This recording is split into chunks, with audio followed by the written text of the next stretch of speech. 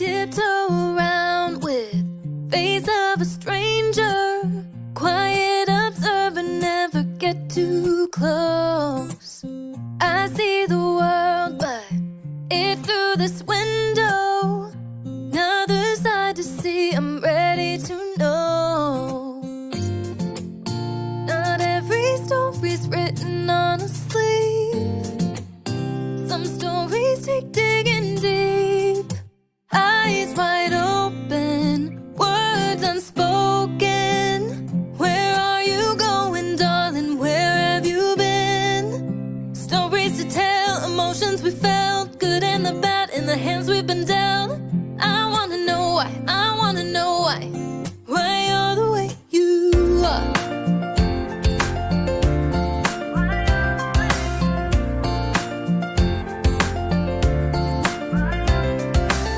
He's from the city, she's from the south. Two different chapters told miles out. The back row living in his White House. So many stories that I need to know. Not every story's written on a sleeve. Some stories take digging deep. Eyes wide open, words unspoken. Where are you going, darling? Where have you been? Stories to tell, emotions we felt, good and the bad in the hands we've been dealt. I wanna know why, I wanna know why you're the way you are.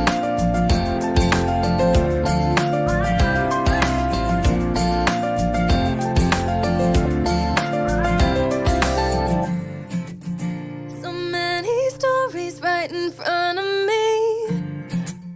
Some people climb to heights I've never seen. Too many falling down off their feet. These stories take digging deep. Eyes wide open, words unspoken. Where are you going, darling? Where have you been? Stories to tell, emotions we felt, good and the bad in the hands we've been dealt. I wanna know why, I wanna know why you're the way you are. Why you're the way you are.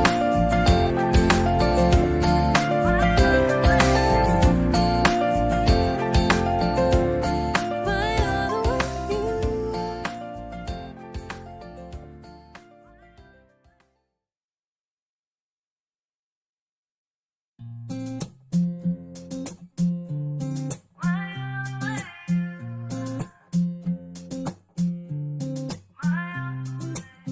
Tiptoe around with face of a stranger, quiet observer, never get too close. I see the world, but it's through this window. Another side to see, I'm ready to know. Not every story's written on a sleeve. Some stories take digging deep. Eyes wide open, words unspoken. Where are you going, darling? Where have you been? Stories to tell, emotions we felt, good and the bad in the hands we've been dealt. I wanna know why, I wanna know why you're the way you are.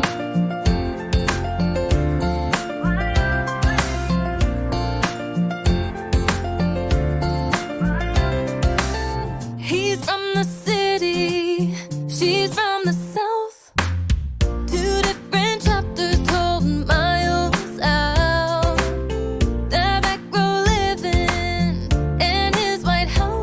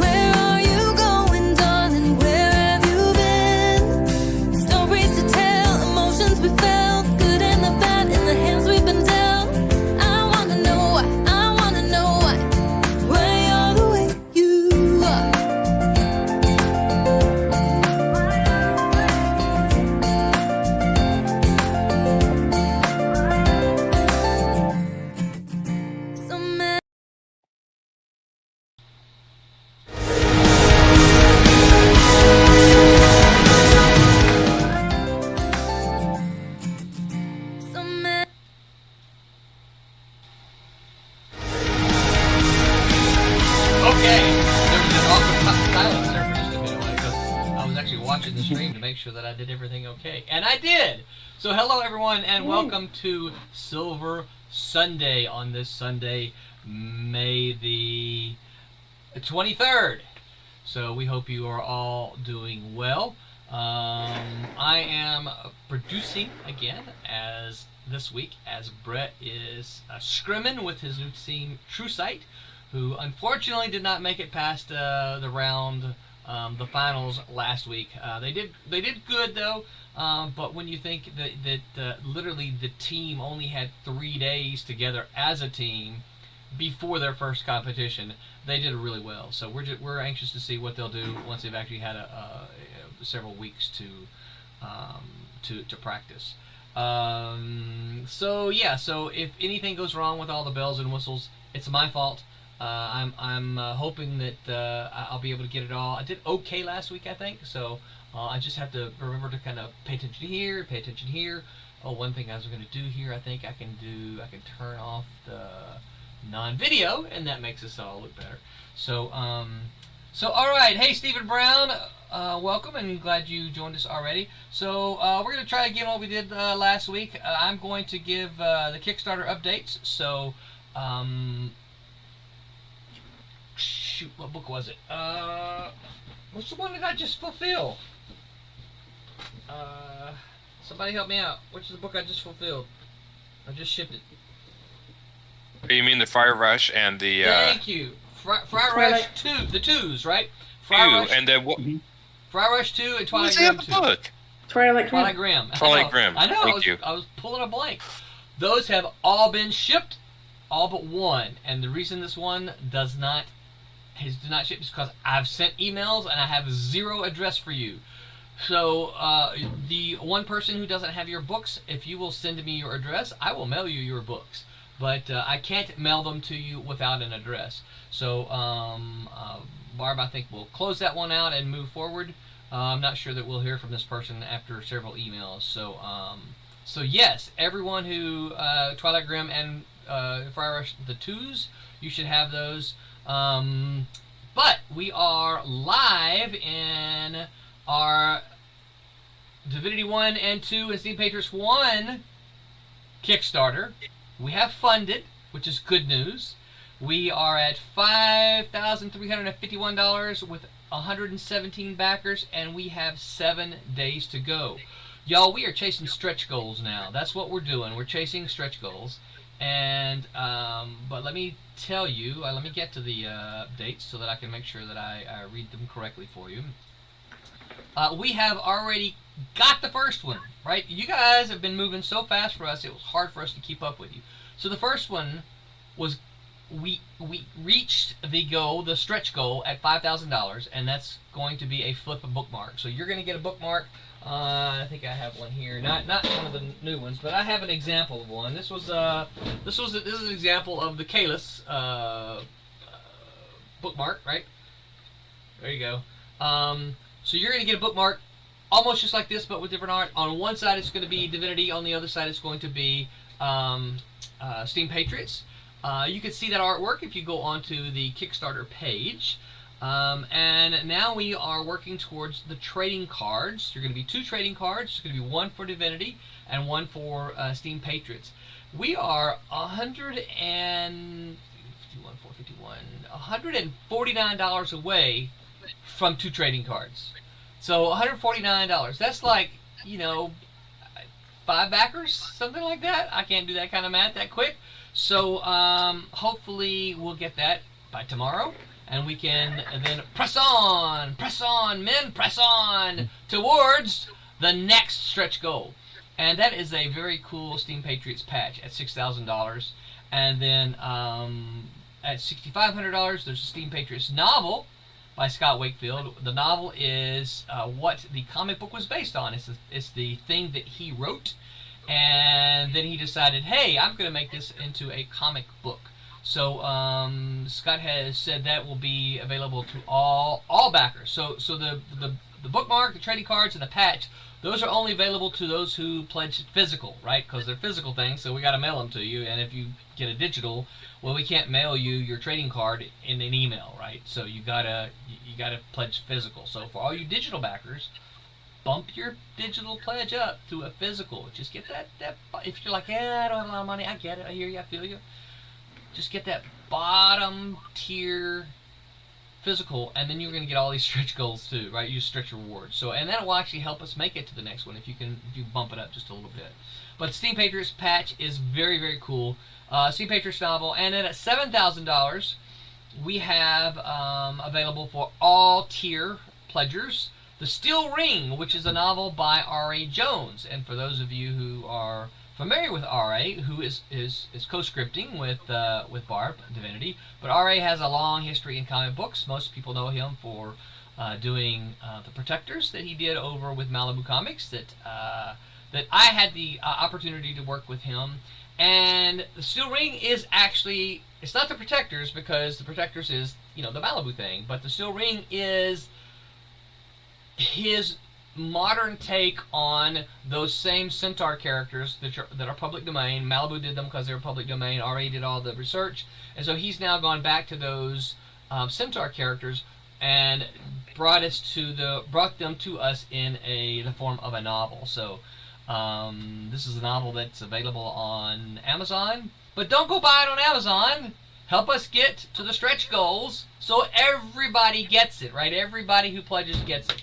And those for free. I just knocked something off. And everybody will get that. Yeah, for free. Right. So share. Tell all your friends who like good comics to come back us. They're going to get comics. There's a lot of other stuff there. And then they're going to get these sweet stretch goals if they can help get us there, as long as some extra reading material. So yeah, we are at 53:51. So hopefully someone out there is listening tonight and you're going, you know what, I'm just going to go ahead and pull the trigger. I'm going to help get it there. Be sweet if we could get to 120 backers tonight. That's just 3 backers in the span of our 2-hour show. So yeah, that's it for the updates. Aaron, I think Aaron's going to introduce everybody tonight. Tell yes, I am. the people who we are. Okay, we are Silverline Sunday. I think most of us are here. I think most of the main people are here. And I start with Barbara Kalberg. It's Kalberg, right? Kaleberg. Kalberg. Think of that ucky lettuce stuff called kale. That's Kalberg, okay. She's a 30-year veteran of the industry, an inker, and you're picking up coloring to an amazing effect. You've been doing a lot of coloring lately. You're coloring Divinity. And Sirens. And Sirens, yeah, that's right. So yeah, she's one of our resident top veterans, big inkers. And did you work with Malibu at all during the Malibu days? Yeah, they gave me my start. They gave you a start? Okay. All right. Yeah, so I worked on just about every book they had. Awesome. Okay. I get to learn about people too as I introduce them. Okay. Barbara Kalberg, is there anything else I missed that you want to say besides you're the creator of Divinity?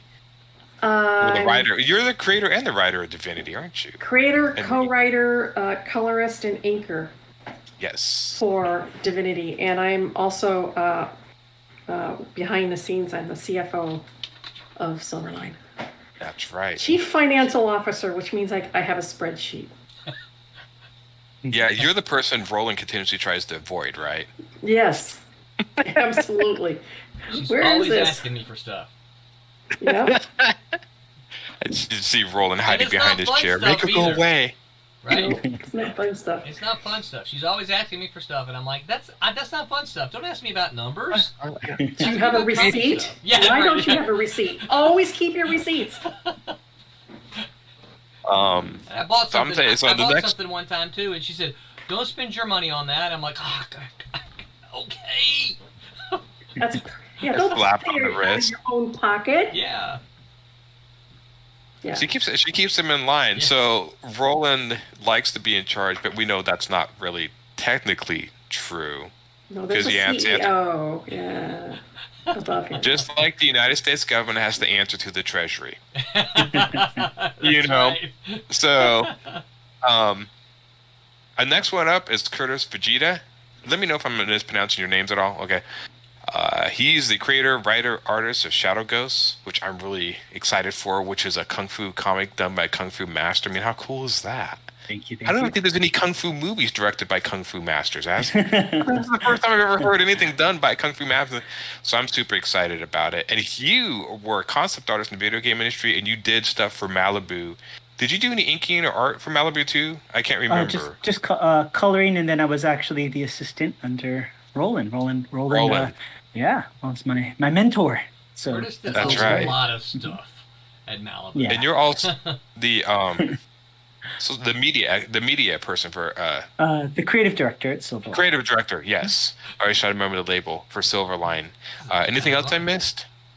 That's pretty good. I think I like the That's sound pretty of it. good. Okay.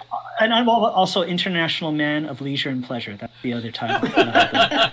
Yeah, so that's where if you come on every other Sunday, he has a smoking jacket and all that. Exactly. Fez. So Fez. Exactly. And I have a cigar holder, cigarette holder. We're classy like that. Yes. next up is Quentin. I am not sure your last name, Quentin. I just know you're Quentin. Bedwell. Yep, Quentin Bedwell. And you are the artist right now on Trumps. I think issue 4, right? I'm number 3. Number 3. Okay, and then Peter, our other person who's not here tonight, I think he's on vacation. 4. Yeah, he's working on 4. Actually, he's I got a clarification on that. Pete is actually not on vacation anymore. I said something to him, and he said, "I wish I was still on vacation." He's actually working. He's actually working Mondays, and he said it's just he's having to go in early, and because of the time difference between us and there, he says I just can't do, that and then be in any kind of condition on Monday morning. So. Well, maybe that'll change up, or maybe we'll just ship him to the Wednesday Whammers. That's the Wednesday Whammers is certainly a possibility. So we'll see him again. You are an artist. You make board games, which is still on my list. Everybody listening, go check out. What is the name of your board game again? Because I'm still Relic Quest. It's on GameCrafter.com. It's open beta, so you're welcome to purchase it. It is all complete. It just needs a few more little slide additions. So just like little rule stuff and it's got some proofing errors here and there, but you're fully welcome to go and play it. Go and buy it. It's on GameCrafter.com. Exactly. But other than that, I like long walks on the beach, horseback riding, hiking, bicycling. And then when I get tired of that, I just change the channel because I don't actually do any of those things. Yeah, I know. But I about like the to watch other long people walks do on the them. beach. Yeah. Every time I'm on the beach, I always see him. I'm like, "You're still here?" Yeah. And so besides an art, what else? You do concept art. You're the one person I'm still learning about. So Quentin, tell us a little bit more about yourself. For a day job, I do T-shirt graphic design. I've been doing that since I was 15 years old, and I can't get out of it. So it's one of those things that just won't die, and so it just keeps drawing me in. So that has given me a platform to have to draw things, and that I wouldn't normally draw. As an artist, and if you go free range. With an artist, a lot of times they'll just really draw what they want to draw all the time. And the problem with that is you don't really get a lot of variety. But that job over the years has forced me to draw everything from Skitters to kitty cats. And, so it's been just a great thing for me. And of course it's, fed me and my family and everything for all this time. So I'm really blessed to be able to use my art in my regular day job, but I've always had an interest in comics and games and all that. So, so I'm enjoying doing the comic here on Trumps. Real excited about it. Got a few other things lined up after Trumps for Silverline, so super excited, and I really like the whole everything here. I really like everything about Silverline. I think it's awesome, and they're really the only reason why I came back to do comics because I was doing comics back about 10 years ago, and I just kind of, eased out of it because of, reasons. But Silverline has really got me excited about it, what they're doing, or what y'all are doing. What we are doing. Yeah. Yes. Well, yes. Yeah. Yeah, we're excited to have you here. Yeah, absolutely. Mm-hmm. Yeah. Definitely. You can't say y'all. You got to say we now. I know, right? One of us. And last but not least is our head honcho. What was it? Mr. Roland Mann, who is basically in charge of herding cats, and he's been doing a decent job of it. He's doing a great job of it. We couldn't herd cats, and the fact that Roland can should say all you need to know about this gentleman. No, but he's the head honcho, and he's a writer and a professor at Full Sail University, which is impressive enough. So, and the main editor at Malibu, and you've just been around comics forever and ever. Long time. Anything else I missed? I mean, we could talk about your career for a long time. It's actually so an artist that I know started a Twitch stream. And so I saw it when he went live, so I just jumped over there for a few minutes because we're on Twitch as well. Yeah. And just he was trying to get, it was his very first ever. He was trying to get things set up, and so I was typing to him, and he had a couple other people typing to him. I guess one of his friends was on there trying to encourage him. And he said something, and I said, "Well, the way you make that," the way you said that makes me sound really old. And then he came back on there. He goes, "Well, you are kind of old." And I'm like, "Oh, ouch! Oh, Yeah. oh." What year No did you respect for break the in? elders. Yeah. What year did you break in, Roland? 1988. Ah, Yeah. You were 89 in for college, me. weren't you? I had just finished college. That's right. How old were Literally. you when you broke in? Oh God, 88. I would have been what, 20? Yeah, he was pretty young. I remember seeing him on Channel 7 because Yeah. him and Steven. And And see, he had his mullet going. Yeah. Mullet. I was 1980. I was 1989, so you've been in one more year than I am. But only I was 29 when I broke in. 24 for me. So. Wow. Yeah, a bunch of years. So yeah. Yeah. Anyway, the way he said it, I'm like, dude, you know what? I don't feel. And I think it's because comics help keep you young, right? That's right. That's right. Yeah. All right. Yes, I'm old. So we do have some sponsors that help us to do what we do. Barb, tell everyone about our sponsors, please. We have, first and foremost, we have a wonderful sponsor in Daytona Beach Comic Con. They are awesome folks who have been extremely supportive of us and indie comics in general. They're very, very kind to us, and they're good friends. And then we also are currently being sponsored by History Camp, which is very much behind the Steam Patriots Kickstarter. History Camp is a project of the nonprofit The Pursuit of History, and they offer weekly interviews with history authors, which can be viewed every Thursday on their website, historycamp.org. And on July 10th, they will be hosting History Camp America, an online full-day history conference for history lovers from across the country. And I would, man, if I could go to that, I would. I love history. So you can sign up for their emails to learn more about the weekly interviews, as well as History Camp America at historycamp.org. Excellent. Yes, thank you so very much to our sponsors. And Barb, Glenn Fleming says, "Hey guys, greetings from England." And he says, "Barb, I told you I never sleep." That's true. I was just on with him this morning. Good God, that was oh, you really must never sleep because he's way across the pond. What time is it over there at the moment? I think Pete said it's 2 a.m. over there when we get started. Yeah, Oh my I think God. that sounds right. So Well, When he leaves, he says it's about 4. Okay, yeah. He was on this morning with me on this. That was On the that was, Sunday Funnies? 8 a.m. 8 a.m. my time. Yeah.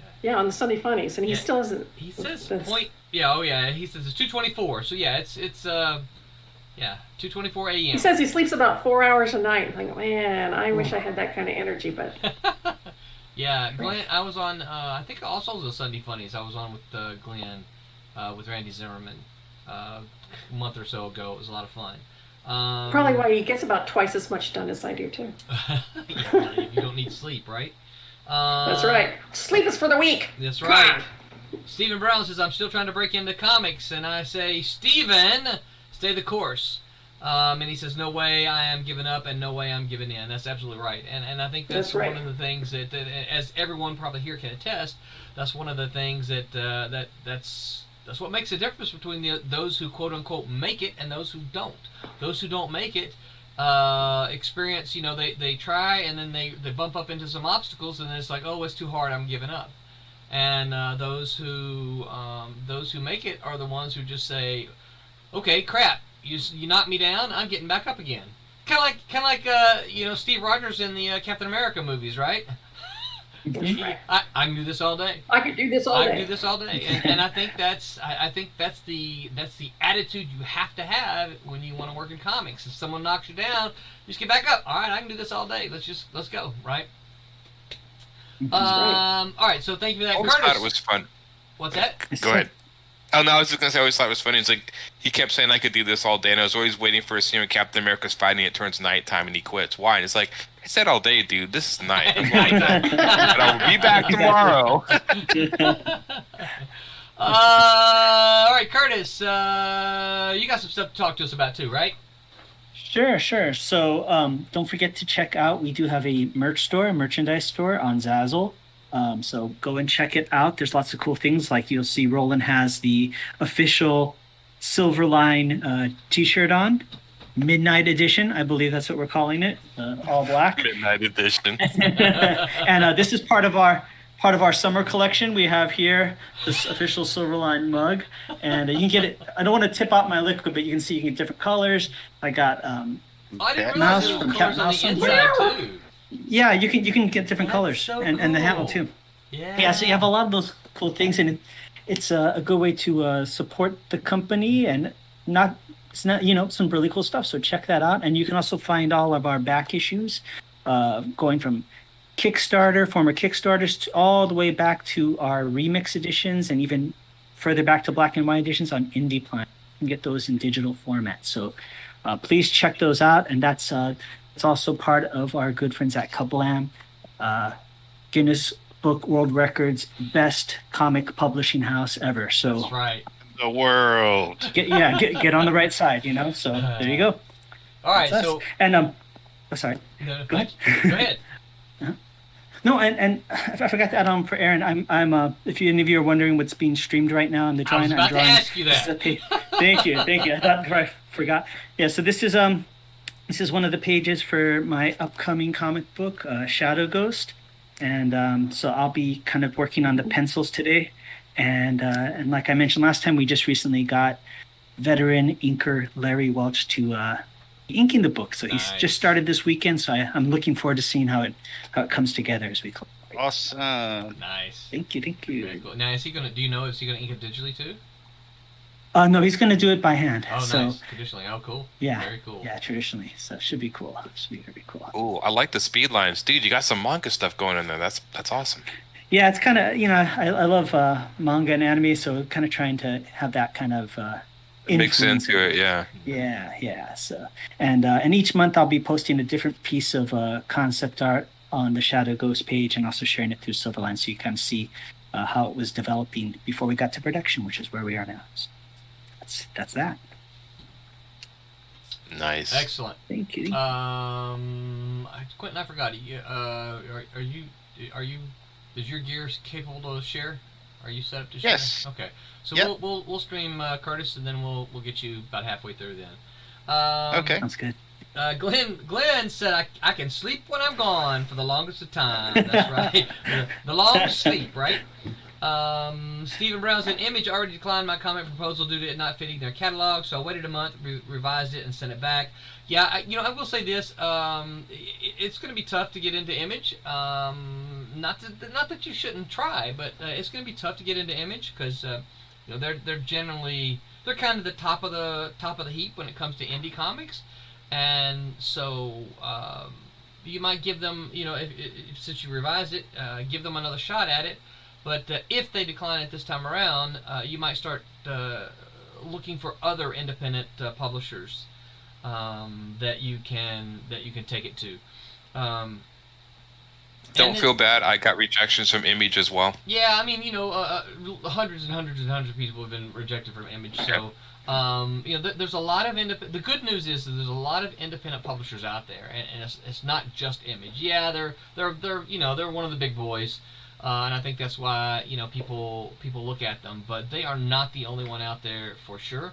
They're not the only game in town. That's right. And if they decline it again, then just open up a Diamond catalog and pick somebody else out that you think your work would fit and send it to them. I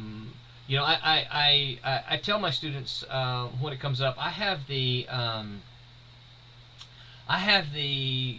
guaranteed path to publication, and of course that's something that any kind of writer always wants to hear. And they're like, what is it? And now my example's a little bit dated, but I know all you guys will remember. You remember all the desk calendars, right? Like I used to get the Gary Larson's Far Side desk calendar all the time. You ripped off a day at a time as the day passed, right? Yeah. So I used to say, grab an old desk calendar, get one obviously that's still intact, split it in half, and then just start numbering on the back sides of them, 1 to 100. All right? And you take your submission, and you mail it out, and you rip that first number off. And when they reject it, send it back to you. Don't spend a lot of time revising it. Just take it. I mean, obviously, if they say, hey, you have spelling errors, well, then go and fix those, right?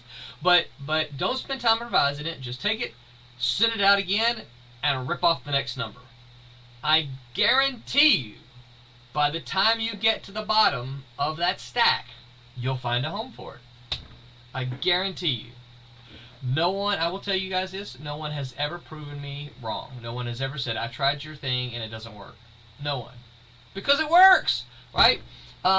Usually the first, it's not, I shouldn't say usually, it's not unusual that the first, 3, 4, 5, even 10 publishers are going to tell you no. Because what happens is we tend to aim high, and we should, right? But we aim high, and it's like, okay, I missed that mark, but now who else? You'll find a home for your project if you just keep shooting. And that's, again, I think that's what we were talking about earlier, is that the difference between those that make it and those who don't is those who quit, right? Well, I submitted it around to 3 or 4 publishers and they didn't like it.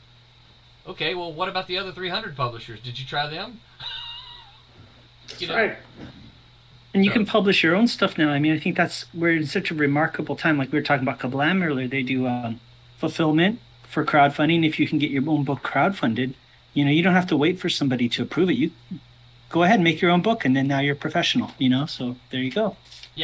Yeah, and once you've got it done there, then distribution through, now that's not always easy either, but distribution through Diamond. If you've got your book finished, they're more inclined to take it than if you don't.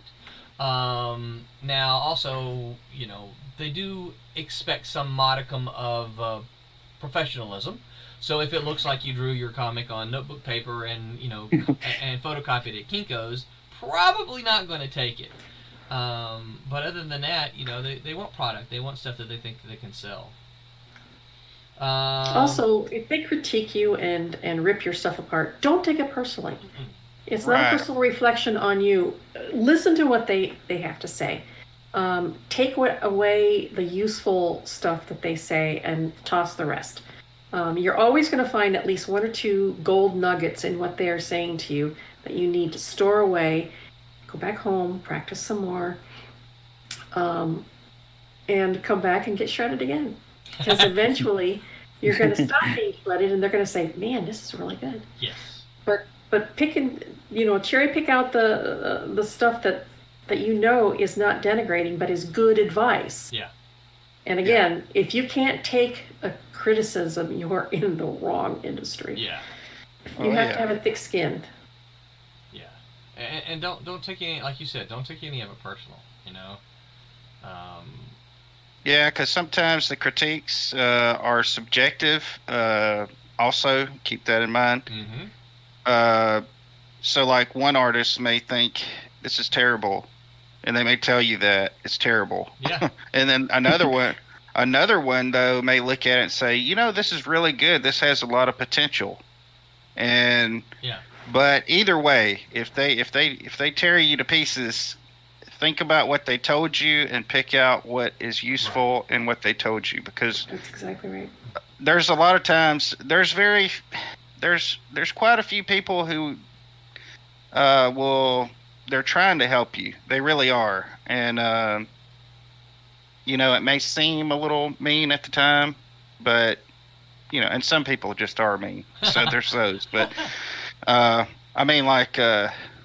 don't want to name any names, but a image person told me one time, there's a lot of energy here, but it's not good. Oh. and it was like flat to the point. He didn't give me any, hey, you need to do this, hey, you need to do that. If somebody takes the time to even tell you you need to do this and you need to do that, they're trying to help you. The other people, they don't have time for you, and they just kind of pass you off. Yeah. So don't even, let it fuel that fire in you to keep going and keep doing better. That's a great point too, because I always feel like even in a job interview, it always seems like it's one-sided. You're trying to get the job, but actually you're interviewing the employer as well to see if it's the right fit for you. So if they are trying to help you grow as an artist or as a professional, then that's a good sign. If it's somebody that's just slamming you to slam you, well, you wouldn't want to work with those kinds of people anyways, So, right. So it all depends. Yeah. So, Wubba says, just hit the halfway pint of issue 4, Roland. Woohoo! Wubba's revealing here. He corrects himself and says point, right? But I think he's revealing what are you doing while you're drawing there, Wubba? The halfway pint? His pages are looking great, by the way. The latest one. That's one of the best things about being part of Silverline. You get to see everything that's being worked on in progress. We get to see Wubba's pencils, Barb's inks and colors, Quentin's stuff, Aaron's stuff, and but Wubba's stuff's looking sharp. Yes. Really good. Yeah. Really good. Yeah. Good. I need it. I need to start posting more pages of the obsoletes, because I have nine pages down, and I'm like, I need to start posting more stuff. So I don't want to give. I'm always afraid I'm going to give too much away, because I still want people to buy the book and be like, oh, that's cool. Well, but I'm getting over the fact no. So there's two thoughts here though, right? So you post very limited stuff publicly. But just put the whole page in our Silverline private group. Yeah, for all of you listening, going, oh no, I want to hear it. I want to see it too. I'm sorry, that's you got to wait to get the book. Classified. Yeah. But I start because we can start posting in Discord. Start doing that. Yeah. I think I was talking to BJ earlier, and I think me and Dante and Roberta are the only ones who keep showing up in the Discord. Well, I keep trying to post stuff over in the Discord Team Silverline, like we have over in that other place. I think people so used to using Facebook, I'd see it's like a mix. Yeah, it is, and I totally get it, but I keep thinking, well, if I post stuff over here, people will check it randomly and see, oh, well, look at the stuff Roland's posted over here. I need to come check it out, right? Because I'm purposely not putting stuff in Facebook that I'm putting on the Discord channel. So, so far it hadn't worked. Yeah, I show up in, I think for every 5 Facebooks I'll show up in Discord, and I always have to remind myself, So I just getting used to it, That's all it is. Yeah. That's all it is. Yeah. It's just. I think eventually people will migrate over there. Yeah. Well, and just. Go ahead. Well, Discord just got. I think PlayStation just is starting to have a partnership with Discord, so there'll be even more people, and Discord will be associated with even more things going forward. So. Yeah. Yeah. Really. Yeah. It's got a little bit of a steep, sharp learning curve, but it's fast. You know, it's kind of like, oh, what the heck am I doing here? I don't understand. But once you kind of, oh, really? Okay, it's really super easy, and it's easy to navigate. It's easy to kind of get your way around, and yeah, I'm finding that I like it quite a bit. And there's a big community on Discord. You know. Oh yeah, So there is. So we just kind of gotta keep working to bring them over. You know. Matter of fact, you know, if you guys got fan art, feel free to of any of the Silverline titles. Feel free to post some of that on the Discord fan art page. We've got a fan art page that you can post some of your art there. We would love to see it.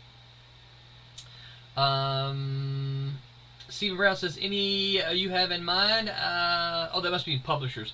You know, no, not really. Just again, this is where you got to do your homework and figure out your book and figure out which publishers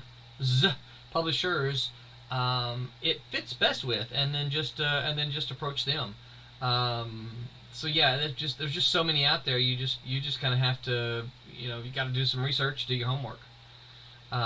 Yeah, just look at what they're doing already, and that'll give you an idea, you know, if your stuff fits in with theirs. So. Hey, Ryan. And Ryan, I may mispronounce your last name, and I'm very sorry, but I think it's Permissin. Ryan, Barb, you'll be talking to Ryan here on the 30th. I think that's the date. Maybe the 29th. I have to go back and look on the calendar. Okay. I have. Let me see here. Yeah. I think it's that Saturday. It's around noonish, 2 o'clock, something like that. But how are you, Ryan? Thanks for stopping by. If you're not familiar with what we do, we stream here every Sunday night at 9 p.m. We've got another Silverline team that streams on Wednesdays. Ryan just said Saturday, May 29th at 12 p.m. Eastern. So, so Ryan's who you'll be talking to, Barb. And Ryan, there's Barb is who you'll be talking to then as well. So yeah, PM me, would you, Ryan? Yeah, I'll make sure I set that up. Yeah, I'll get you guys connected. I'm trying to write all these down. I don't think I had that one written down, but you did well, or at least you. Not on this my sheet. Oh, I got you. I have a little calendar here. He says he looks forward to meeting you, Barb. Oh, I look forward to meeting him too. I've been having a lot of fun with my interviews. Yeah. I had one this morning. Yeah. And you did Sunday Funnies, right? Yeah. I Sunday love that Funnies, crew. and I have one tomorrow night too. Oh, nice. Critical Blast. Oh, cool. Very good. Yes. Yeah. Excellent. Wubba said, Barb makes me look better than I am. That cover is awesome. Well, Wubba, you're pretty doggone good, and so the pairing is excellent. It's like a rock star team. Ryan says, make mine Silverline. You win the internet, Ryan.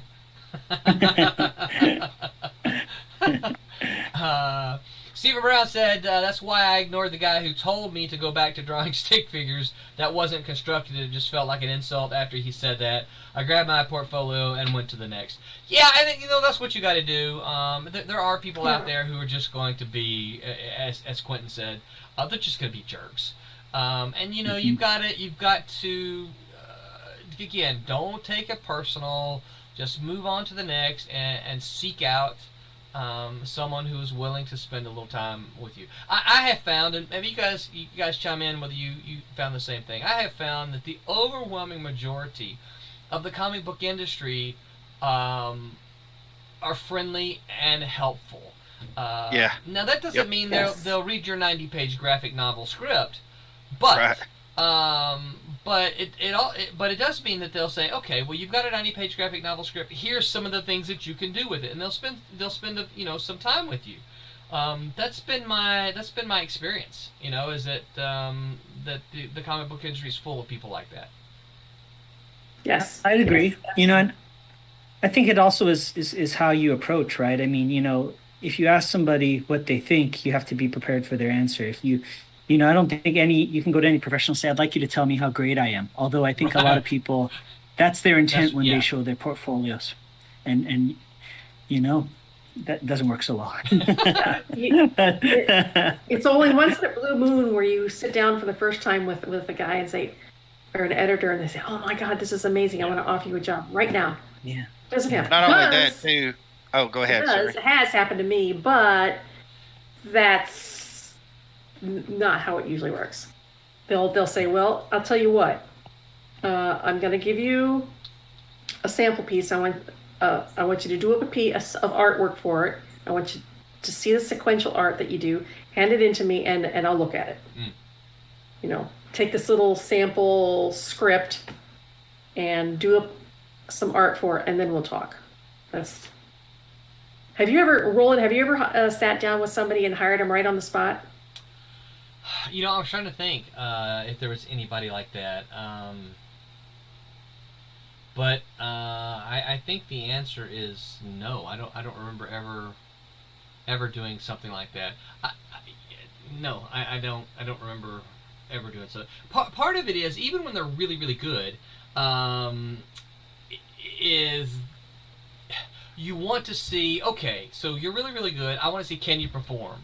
Can you do? Can you meet a deadline? Can you? Yes. Can you meet a deadline? you follow instructions? Right? Can you kind of do some of the things that I'm asking you to do? And so sometimes you'll show an editor, like there's an example. There's a guy showed at San Diego Con one year, showed these gorgeous Captain America pages, right? And I said, "Oh man, I really like these stuff. Hey, let me give you come with me to the Malibu booth. And let me give you a sample script. Do some pages. Send the. I think there's like 6 pages. Send these 6 pages to me in like 2 weeks, right? And nothing. I just and of course as it goes, I just forgot about it, right? Because he never sent anything in. The next year at San Diego, someone was telling me, "Hey man, you got to come see this guy. You got to come see this guy, right?" So I went with them and I met him. I'm like, he looks familiar, right? And he starts showing me these pages, and I'm looking at them. I'm like, these are really great Captain America pages. Wow. I'm like, I looked at him again. I'm like, hey, did I talk to you last year? He goes, yeah, we did the portfolio review. I'm like, I saw these pages last year, right? He goes, yeah. I said, do you have anything new? He goes, no, I don't really have anything. Okay, well then that just shows me you can't meet a deadline. You have no interest. You're just showing me the same pages you showed me last year. Really? I don't know. Ryan says, I like the Seinfeld reference in your episode title. I would love to take credit for that, Ryan, but I've got to give that. I got to give credit to Tim TK for that one. But yes, I'm a Seinfeld fan here. So, Cassisi says, "Hey, what's up, Cassisi?" Hello. Hey, what's up? It's funny. I was going to add on the work ethic thing. I'm not sure if the gentleman who's talking is an artist or writer, but always remember. The general consensus of most artists is that we are lazy and procrastinate, and I hate to say that because I'm an artist too, but that's just the general consensus. So you always have to remember when you're going towards an editor or somebody, the first thing they're thinking is like, if I give them an assignment, then I'm actually going to get product to sell. Yeah. And so, like, the one thing I can say as an artist is focus on the work ethic, like make deadlines for yourself, stick with the schedule, get stuff done, treat it as a job. Yeah. I mean, really got to focus on treating it as a job, because that's what the editor's looking at you as. This is a job. Yep. And so again, like the Captain America guy, it's like you have somebody who can he did those amazing 6 pages, and that's all you're ever gonna see. Right. And so it's like, so why would the guy even remotely consider hiring this person? Yeah. So yeah, you just kind of have to get it done. Speed is, I get a lot of my work because I'm fast at what I do. Not in this, I do motion graphics. So when I do motion graphics, other stuff, I get a lot of work because they call me, they know I can get it done. The editors, you get a lot of work. If people know you can get stuff done, you can get a lot of work just by that reputation. editors are part of a process to produce a product. Mm-hmm. And if they're going to hire you, you become a part of that process to sell a product. You are selling a product. And you have to think of it as a business, because it is a business. Yeah. And if you hold up the assembly line, then the whole assembly line grinds to a halt. Yeah. Well, I know it's funny to hear fans sometimes talk about, this artist, this artist X or this artist that, and they're like, why does that artist get all the work? And I can't believe that, that artist doesn't get any work, but this artist does. And I'm like, okay, well, I don't know these artists in particular, but I've got a pretty good guess why one gets work and the other one doesn't. The one who gets the work probably meets deadlines. The one who doesn't get the work probably doesn't meet any deadlines, or doesn't meet the deadlines, and that's why I think you can look back in the history of comics, and you're like, oh, why did this artist do so many comics and this other artist not do? And I mean, for me, looking back on in the 70s and 80s, thinking that too, is like, well, I can probably guess this artist probably was not very good at meeting deadlines, and this other artist was. I don't like this other artist as much, right? But they met their deadline, so that's why they got all the work. Mm-hmm. This is why so many comics in the 90s would start out with a really cool artist, and then they would usually go to like Mark Bagley or somebody. Mark was everywhere because that guy just produced. Oh my God, that guy produced. That's why I got so much work. I was doing at least 2 books, sometimes even 3 books a month, plus covers, plus trading cards. And I wasn't the best I wasn't the best inker in the world. There was plenty of other inkers better than me, but I was a workhorse. I never missed the deadline, and the editors knew that. They said they knew that if they gave me something, I was going to turn it in on time. Yep. And that's so important. And I can't. You guys help me with the quote. There's the quote. It's like, I don't need it fat, or I don't need it good, or I don't need it great. I don't need it great. I need it on time. Yeah. Something like that. It's like, look, it doesn't have, number one, these are comic books, okay? They're not fine art. They're not going to be hung up in the Louvre. They're comics. And that's okay. I love comics. They are what they are, right? It doesn't have to be perfect. And I think one of the best things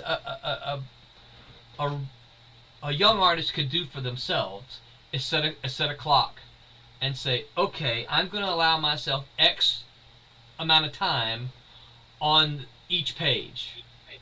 And then it's what you would do if you were working a regular job. If you were, I worked retail a lot when I was in college, so I watched that clock a lot, right? Oh no, I have to get all these. I have to get all these books out before 5 o'clock when I go home, right? And it's like, crap, I gotta go. And so I could pace myself and knew what I had to do. And I think the same thing can work when you're an artist. It's like, oh, I've got to get this page done, and I don't know. I don't know what the average speed is today, but I know, back in the day, you'd at least expect an artist to do a page in about 6 hours. And so, okay, I got 8 hours to do this page. At 4 hours, if you're not about halfway done, then you need to start looking, okay, I gotta get this done, so where can I take some shortcuts? Well, I was gonna draw this elaborate background here, but maybe I can just put in some speed lines. And background here though. Right, yeah, see, but it works. Yeah, it's your first panel on the page. You establish, you establish the position of the characters. Yeah. So. Well, and I think not to put too fine a point on it, but like what Barb was saying, when Barb said, well, she wasn't the best, but she was a workhorse. I think the best is the workhorse because because it's about who is the best within the time frame and the deadline, not who's the best who breaks the deadline and takes all the time in the world. That's not reflective. If Barb was somebody who didn't meet her deadlines and took just as much time as somebody who doesn't, then maybe it's an equal playing field, right? But it's really who's the best and who can produce the work in that frame of time. It's like a race. Who can finish before the race is over, and it doesn't matter how good you look when you cross the finish line if everybody left and the place is closed and it's midnight the next day. That's good.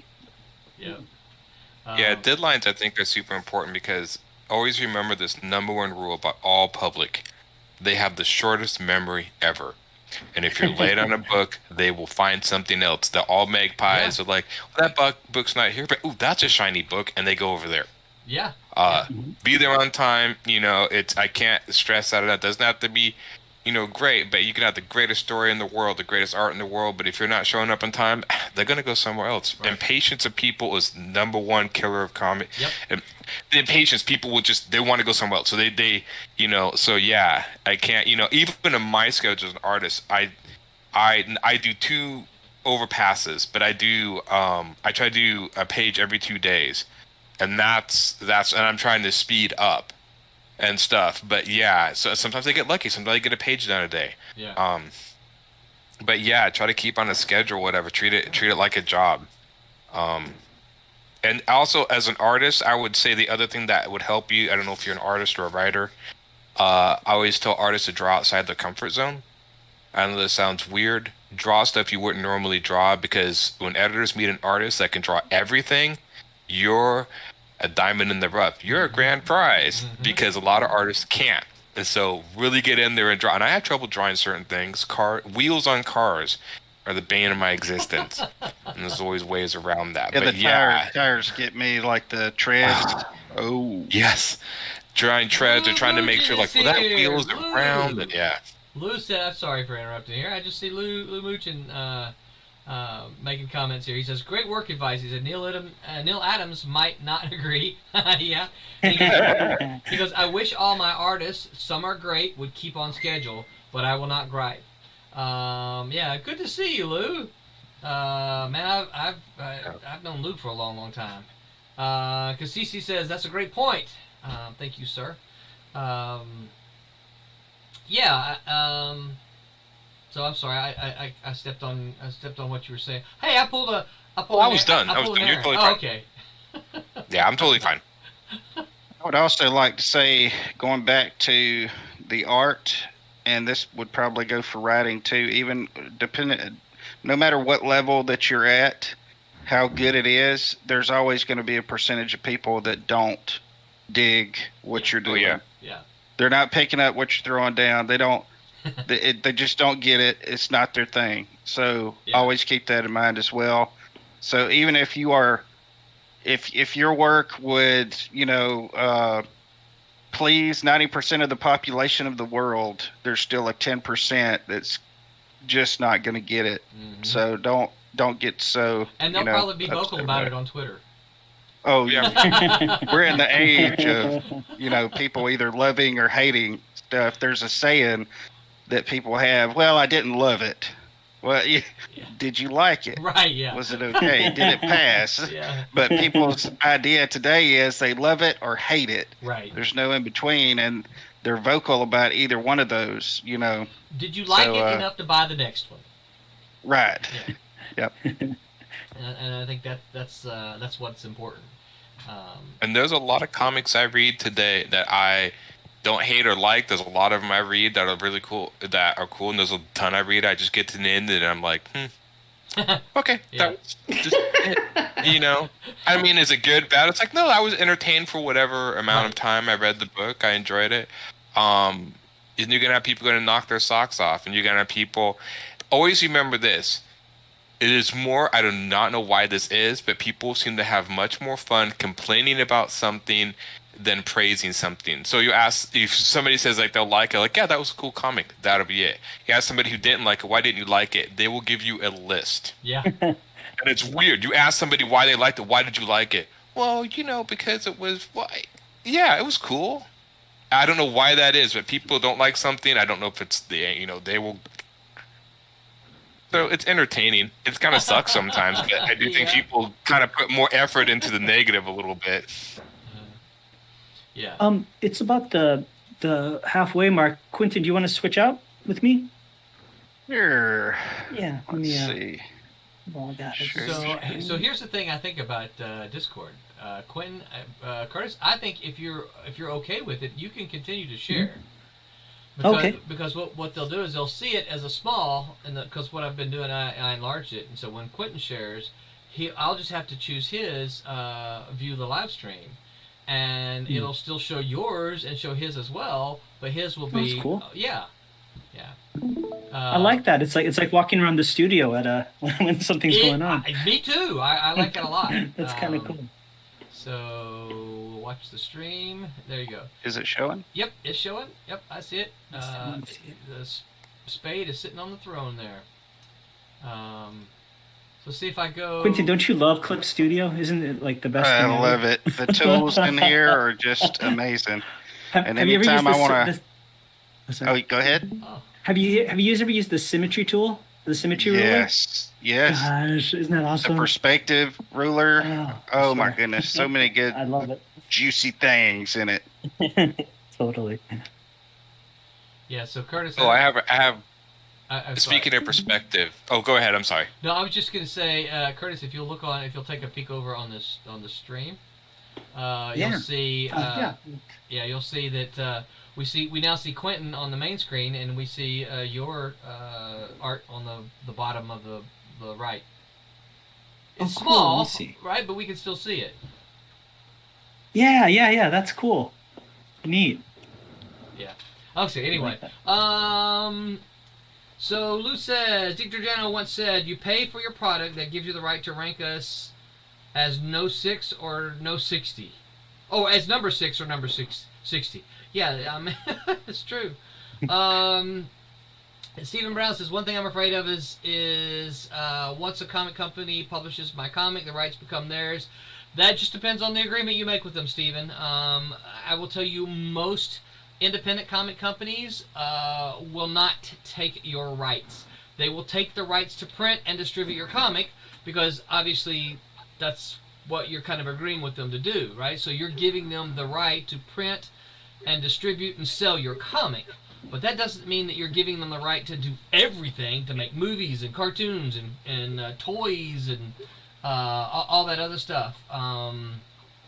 So you just have to be aware of the Get it in writing. yeah, as Barb says, get it right. Yeah. Now there's some publishers that will absolutely, they'll say, yeah, we want all rights to everything, and those are ones I would suggest that you avoid, unless they're going to pay you a lot of money. I would avoid them. And now, if they pay you a lot of money, then you just say, okay, well, that's worth it to me. I'll take that for giving you all rights. But I've not seen an independent publisher who can pay you enough money to get all the rights. So yeah, Lou says that's number. Sorry, Lou, I read it wrong the first time. All right, so Quentin, what are we watching you draw here? And for those of you on the podcast, we're sorry that you don't get to see what he's drawing. We are looking at a kind of inebriated king of the spades on his throne, feeling a little bit sorry for himself because he's let his kingdom fall into ruin. And so to show that he's a little bit inebriated, I've got him, his eyes half closed here. I've got one of his eyebrows up, showing that he's just kind of, trying to hold his eyes over open. things, feeling sorry for himself, and he's just kind of over here. We see that he's in his throne. He's all sunk down. And then his jack is over here. I'm fixing to start adding in some detail to these as well. So now, what about the little? I don't even know what they're called, but what about the little inebriation bubbles? That you I will was be gonna ask. putting those in. Like, do they still use those? Okay, cool. I was going to do some research because I've never actually done inebriation bubbles because I've never seen any. Oh, really? I was going to do some research. Yeah, usually when I've ever been inebriated or seen anybody inebriated, I didn't remember any bubbles. So this is one of those ideas, This is it's a comic book. It's not real life. Right. So, I do go for the saying that says, learn to draw from life. Yes. And you should. But there are some instances where that's not easy to do. So it is good to look at other artists, look at a plethora of other artists, how they've depicted certain things, see how they did it, maybe do something in between. That's my philosophy, that's my strategy with certain things like fire. It's really hard to draw something from life like fire. Sometimes, it's really good to look at artists the way they do fire and, kind of come up with something of your own. Or if you have your own idea, that's really good too. But that's just my following around the fire department. Yeah, let's go see some fires. Yeah. So I did a really, really, really quick Google search, and I'm going. Remember, kids. He talked about drawing from life. So the inebriation bubbles are not there. But Quentin has seen small rubber ducky circling his head, so that's probably what he's going to draw around there, because he's going to draw from life. Small rubber. I'm drawing what I've seen. I don't know. I've had like 6 concussions in my life, and I don't remember seeing any birds around my head either. Yeah. You don't remember seeing any birds? That's right. Every time you draw a concussion, it's just a black panel. There's just nothing there. So that's what I remember seeing. So Quentin, if you have the opportunity, when you see these links, I'll send them to you on Facebook. Pop them up on your screen, and we can actually talk about them. Okay. But yeah, I don't know who that is, but this is pin on Marvel Comics, and the other one was Power Girl. So. Well, and the bubbles on Power Girl are the bubbles we're talking about? Yeah. All right. Yeah, I'm not sending the other kind of bubbles. I just got what she was saying. Yeah. We're a family channel for the most part. For the most That's the cool part. thing about Bob. Bart can be just one of the guys when we're hanging out, and that's fun. And the thing about it is, Barb's the one who always takes us there. Yeah. I've been around the block a few times. Or several hundred. But yeah, I don't know what else you'd call them other than the little inebriation bubbles. I guess That's a good question. What do you call it? Because there are certain symbols in comics like that they don't really have a name. They're just inebriation bubbles, or Emoticons. Like, it's not when like people- Kirby dots. yeah. Kirby Crackle. Kirby Crackle. Uh-huh. The Kirby Crackle, yeah. Well, like in my comic, I drew one guy who fainted or was knocked out, and then you draw the little swirly tornado thing. You know what I'm talking about? Like, and you're trying to think, like, what is that even supposed to represent? Like, is it wind? But it works. I mean, I've seen it. It's like, and then it took me a few tries to draw that right. He was fainting, and I tried drawing the guy character drawing backwards, and there's been a few times where I decided to basically, Roland will like me for this, I guess. It was a sound effect that just drew the word faint, so people know he fainted. So I guess, does that count as a sound effect, Roland? It's one of those weird sound effects, isn't it? It's one of those weird sound effects. Like, what? It's not really a sound, but Yeah. Post the bubbles. yeah. Well, manga does that a lot. I sent it to you on Facebook, Quentin. Oh, okay. All right. That's why. Yeah, sorry about that. Let me get back to see. Lou says, sounds like DC, but you can just write one of their established characters and get paid if they're still around. Yeah. And then he says, bubbles are a visual shorthand, like an idea light bulb. Yeah, I think so. It's one of these things that you can do visually, so that the reader, when they see it, they're like, oh, he's drunk, right? Or he's tipsy, or he's inebriated. They see those, and then visually they know what it is. Stream ended. There you go. Yeah, the little bubbles pop. Mm-hmm.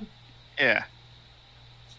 So, It's kind of weird in anime and manga. They have like their own things. Like when somebody's sleeping, there's like a bubble coming out of their nose, which I don't really get, but it's a common thing. Yeah, it's like in the anime, just a big bubble getting bigger and smaller. All right, I had to look up so see that you got one. Power Girl's up on the screen now, right? Yep. And see, she says, I had way too many something, so I'm so drunk. And you see, she's got the little inebriation bubbles around her. Cool. Uh-huh. Yeah.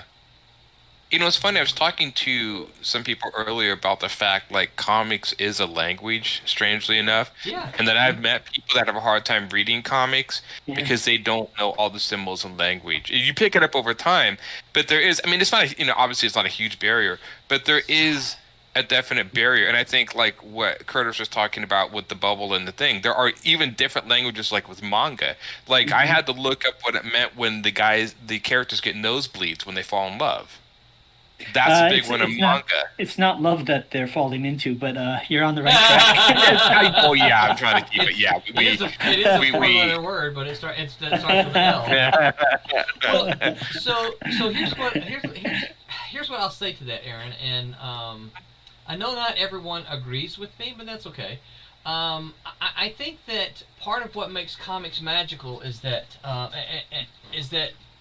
it's not just the image, right? When you like Power Girl, that drawing of Power Girl, right? She obviously was walking a little wobbly. She had the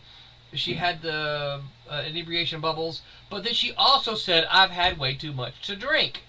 So the reader knows because there's not only the visual cues, but the character tells you. Now you don't put it in a caption, "Power Girl is drunk," right? Because that's bad storytelling. You let Power Girl tell you, "I've had too much to drink," right? Woohoo! And it's the combination of the words and the pictures, which is what makes comics. If it was just pictures, then you have a picture book. You don't have a comic. That's what I try to strive for, is to be able to look at my page and be able to tell without words or have an idea of what's going on. Mm-hmm. Yeah. It should the word bubble should give you the detail of what you're already seeing. But it should be apparent what's going on without having any words whatsoever. There was a comic, I know we've talked, or y'all have talked about it before, a G.I. Joe comic years ago. Yeah. No words. Silent interlude.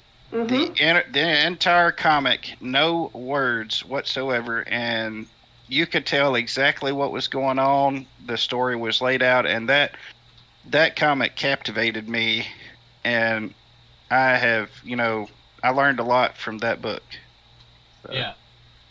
That's pretty old. Yeah, I book. wish I would have still kept that book. That's a great book. Yeah, me Yeah, too. When I had it as a got kid, because I was like, I looked at it a ton and like, where did it go? I'm like, I don't know. And now it's super popular. It's one of the most popular issues of G.I. Joe. Now, when I first Did you got ever it, I see was like, ugh, this thing doesn't even have any words. And then later, I just kind of threw it in my stack. And then later, I was like, that's pretty awesome. That's pretty clever. But at first, I was like, what is this? They couldn't even. Is this a misprint, typo? What's going on? I've gotten a few. Did you guys see somebody took the G.I. Joe action figures and did a stop motion video of that silent comic book? No. Frame I for- didn't see that, it's but really I will cool. look it up. Yeah, and I think Larry Hama, who did that, the whole point of it was there was an issue where somebody along the pipeline couldn't get it done in time, so they were behind on schedule. So he just turned around. He says, "Okay, well, if we take out the lettering on this issue, we can meet the deadline." So that was the whole inspiration for that issue. Cool. Hey, you guys carry Yeah. on. I gotta step away a minute. I'll be right back. Okay. Yeah. Very cool. Yeah, that was. I think that was the only issue of G.I. Joe I really got into, and Yeah. I know I kind of missed out on the G.I. whole Joe is G.I. what Joe started craze. me, and then I went from G.I. Joe to my brother had gotten a Secret Wars comic from the store, and then I had to get as many. I still have them today, and I was very young at the time. That just made the biggest impression on me. That was my introduction. I mean, I had seen Spider-Man and all that before, but Secret Wars is what got me into Heroes. And so, yeah, G.I. Joe started me out. Yeah, I think it was X-Men for me. Yeah. And the one who really started me into the idea of comics or drawing from comics was that Marvel Universe, the one where they had the cyclopedia. No, from that's A to great. Z, and so I started drawing from there, but I never got into reading comics until I read the X-Men. And then after I was reading the X-Men and getting all those comics, then probably a few months later, I stumbled upon Appleseed by Matsumune Shiro, and then I was hooked. I still remember seeing that on the cover. I was like, what is this? So yeah, that's why I started Diverge, and then the Ninja Turtles and all of that. I have to say about Appleseed, that comic, that was a little, seemed to me to be a little before its time. It was. And It still is a lot of ways. Yeah, I think that's one of the reasons why it didn't get more, more than what it did at the time. Right. Because it's just so far ahead.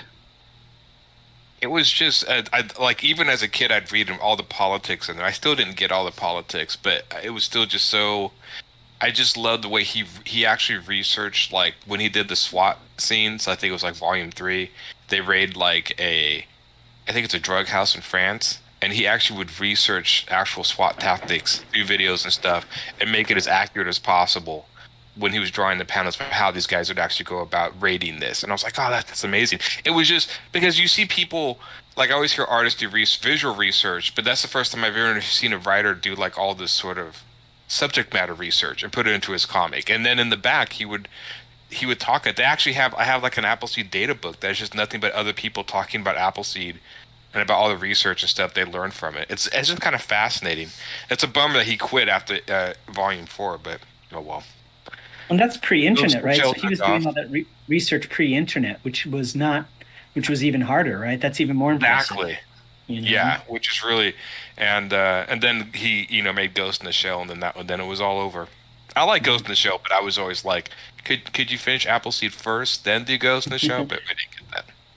So That's the thing about the time we live in right now. I know when I was growing up, I mean, if you wanted to learn something, you had to get under somebody who was doing it to learn it. You had to, find somebody that was doing whatever it was that you wanted to do, or you had to go to college for it. There was just really no way to, get into certain things just because you had to. You had to learn somewhere, but now you have YouTube and, whatever it is that you want to learn, you can learn just by turning on your computer and, going over to it. I really envy this generation because of that. I do. I agree. It comes with caveats, but, it's really awesome that you can do that. If you want to know how to do comics and see how the process works, man, just get online and you'll there's all kinds of stuff you can see. There's all kinds of people uploading videos, and I know Stephen Butler does a lot of videos about the process, when he's working on like Fiona McCool and all those. I think it's just awesome. Even what we're doing right now, I would have really loved when I was young to be able to watch a live stream like what we're doing right now and see people doing what we're doing. I think it's just amazing that we're able to do this. Backside of the agree. trading card. That's what I'm doing. Ooh, Yeah. looking great. That's Love awesome. that purple. Yeah, thank you. That's great. I forgot that there had to be a backside until I had already done the front side, and then and this is the next stretch goal, which is like $100 and some away. So Oh my. Roland messaged me earlier this evening. Is where's the backside? Okay, hang on. That's what I'm working on right now. It's like, just give me a minute. I just glanced in the chat because I know Roland stepped away. So Lou Mugen, I hope I'm pronouncing your name right, Lou. Lou asked, when we were on the subject of the bubbles and the inebriation, he asked, do Kryptonians get drunk? So thoughts, anybody? Do they? It seemed like from that thing she was drinking, it looked like a Kryptonian sort of alcohol. I would assume there's got to be some. I mean, strange enough, they would do that with aliens. I don't know. There was an old movie called The Hidden. I don't know if anyone has seen it on here. If you haven't, it's a great movie. It's an old sci-fi movie from like the late 80s, I think. But in that show, this guy who was an alien disguised as a human, he got drunk off milk. And I think Really? actually Alien Oh, Nation yeah, did Yeah, that too. Alien Nation, yeah. Alien Nation did that too, and I think this Alienation. movie did that. Where it was like, so it's like, do people get drunk off alcohol? She may have got drunk off something else you never know that would affect her. So I would assume so. I know Wolverine couldn't get drunk. Then his healing factor heal him, it killed the alcohol before he could get inebriated. I think they even said that in the Yeah. book. I think Mark Bernardin wrote a short story once where he had something like once a year Wolverine went to a bar with this one mutant who would drain his power so he could actually get drunk, Yeah. So there's always those kind of funny things. Yeah, Oh, because he could never. Because CC Okay. just said about alienation, he said it was spoiled milk. That's right. I remember they used to That's right. the Oh, aliens- yeah. That's right. That's right. That's right. And salt water was like acid to them. Remember, they would Yeah. execute them and Yeah. throw them in the ocean. It was and Mandy they hit a cat. Patinkin. Mandy Patinkin and who played the alien? Can't remember who played the alien. but it was Mandy Patinkin who played his human partner Okay. in the movie. In the TV show, it was completely different. I think it was James Caan in the movie, right? And then in the Oh, you're wasn't right. it James You're Caan? right. Yeah, it was James Caan. I forget who the other actor was though. But yeah, Yeah, That was- what was his name? Sykes. yeah. And they had a they had a different And meaning for his Sam- name. And Sam Francisco. Yeah. That's right. That's right. I remember Malibu did a crossover where they did, I forget how they put it together, but it was Alien Nation and Planet of the Apes. And it was Ape Nation. It was a series of. Oh, I remember Planet of the that. Apes. I Yeah. remember that. Yes. So Barb, I was curious, we were talking about like the comic books that kind of got us inspired. Like what was like the books that kind of got you on this path, like Well, series of things? when I first started reading comics, actually, I first started reading comic strips when I was really little. My dad was absolutely fascinated with Little Abner, and he looked Okay. just like Little Abner. My dad did. Really? He was like Really? a Little Abner look-alike. And so I really, and I liked Buzz Sawyer too. But when I got about 14, I got a job at a pharmacy, and one of my jobs was to rip the covers off of unsold comic books out of the spinner rack.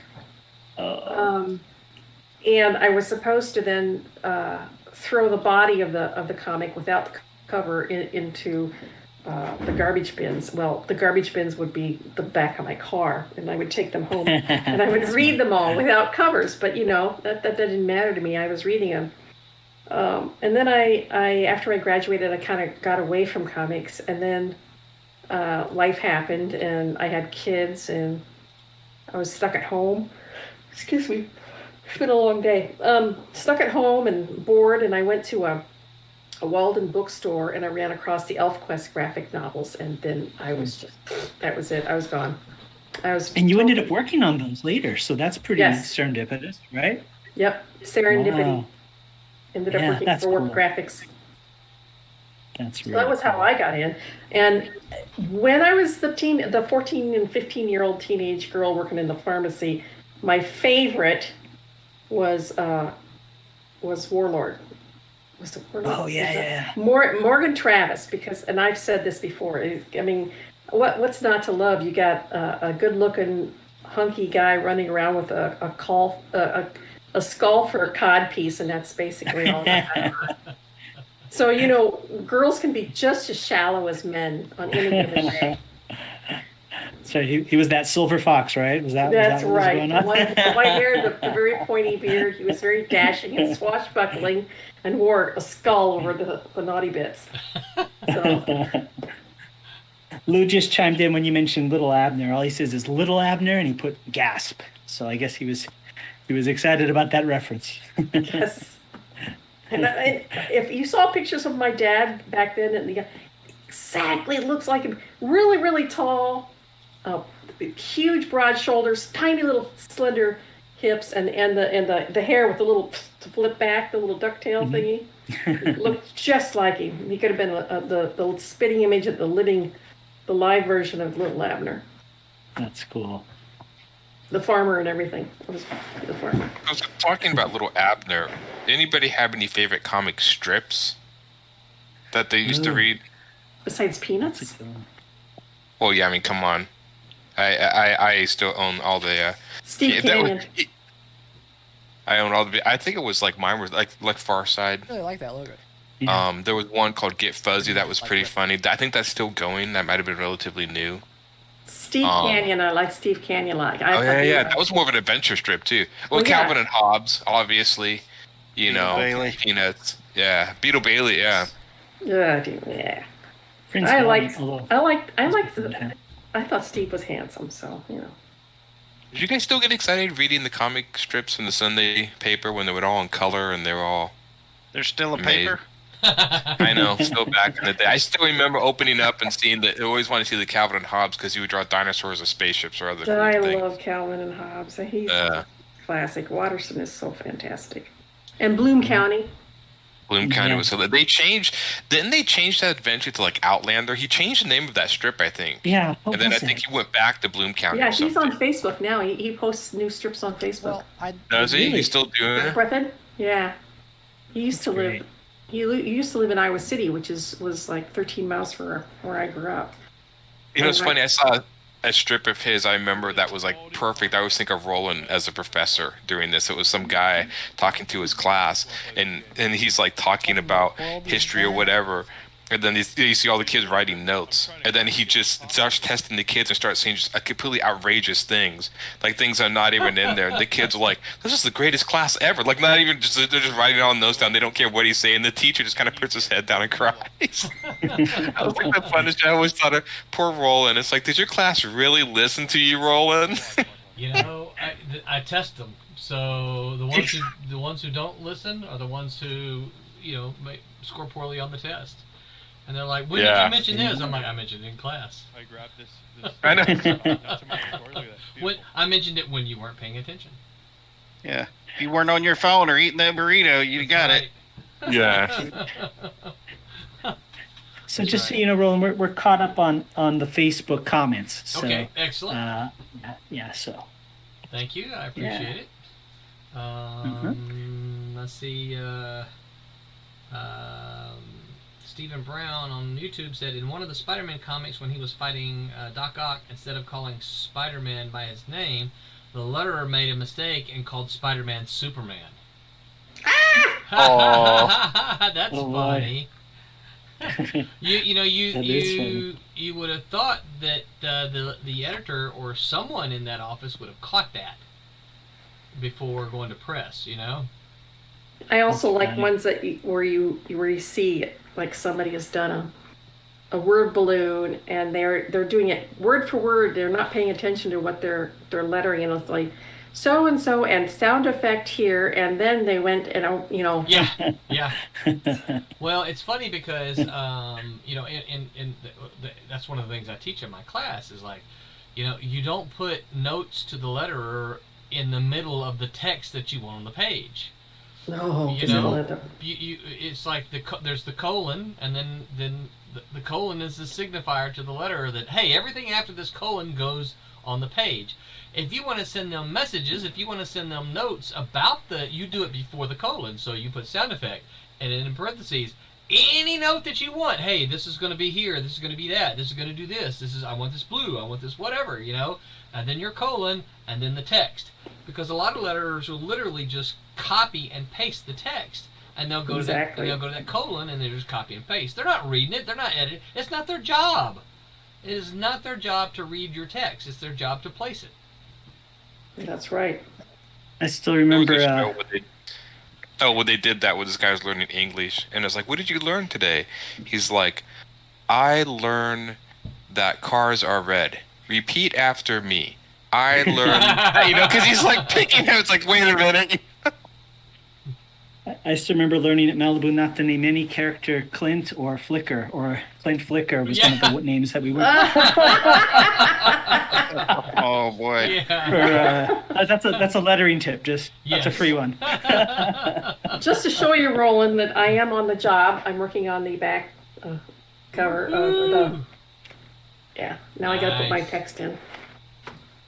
Nice. Now, is that an iPad? Yeah. Cool. Yeah. I'm getting the back done of the trading card that you asked me about earlier this afternoon. Oh, Yeah. sure. I Just give me a minute. I used to have a stack of old Marvel cards. It's funny. You guys probably get this too. When you work in comics, you meet somebody. They go, "Oh, I've got some old Marvel cards I should give you." And you're like, "Why?" Yeah. I know someone gave me a box of, when I say a box, they're like 200 cards, old Marvel cards. I have no idea what they were. They were just assorted Marvel cards, right? And they're like, here, you might want these. I'm like, but why? Why would I want these? and so I took to, what I ended up doing is I got tape and a little stick pins, and as I walked around the university, I would tape them to doors. So There you go. yeah, so you'd see these little Marvel cards, and I on all of my colleagues, I put one on their desks. So if you looked at their desk and their nameplate, you'd see their nameplate and a Marvel card sticking in it. So, That's funny. I used to. Did you ever have the friends who they say like you're in the comics, and they're like, I collect a few comics. I was like, are they worth anything? And I always feel bad because they're not into it. They'll pick out like, like Bob's comic and like Right. 2 cards, like just worth anything. And I'm like, no. no. I'm sorry. Yeah. Like they Yeah. think like I bought a comic with you. Am I gonna strike? You can. You could be mean and lie to him. I'm like, dude, plan that European vacation right now. Yeah. I mean, Yeah, that Jim Lee X-Men #1 is gonna pay for your kids' Right, college yeah, tuition. You know. Yeah, or that Death of Superman, right? In the poly Yeah. bag. Yeah. my grandfather, who didn't even like comic books, bought the Death of Superman, thinking it's gonna be worth money. Yeah. And I was like, That's how they well, at did least you have the comic. I mean, Somebody That's- told me that the royalties that the creators made off of that could put their kids through college. That does not Uh-huh. surprise me. yeah. They sold so many. I want to say that isn't that the one that they sold like, was it 5 million copies of the Was So I hardback? would. Yeah. That's at a least I could hardback book, right? An expensive publication, and I want to say they sold like 5 million copies. I was like, maybe it was more than that. Death of I think the biggest royalty check I ever made was like $56, and the smallest was like $1.10. It was funny too because you'd always walk in the store and you see the other people buying the Death of Superman. In the back of your head, you're like, he's not gonna stay dead. He's coming back. So it was kind of Yeah. like, Yeah, I mean, they didn't cancel the line, right? yeah. I mean, All of a sudden, I heard I was listening to a podcast with Kevin Smith, and he was talking about when he worked in a video store back in the day, and he was saying that somebody took the video, one of the workers took the video of that movie Far and Away with Tom Cruise and Nicole Kidman, and they just, the part where Tom Cruise has a near-death experience, they just went ahead and they cut in the credits immediately after he passes out, like the movie ends and he dies. So whoever rented the movie at that video store thought that it just ends with Tom Cruise dying, which I thought was genius.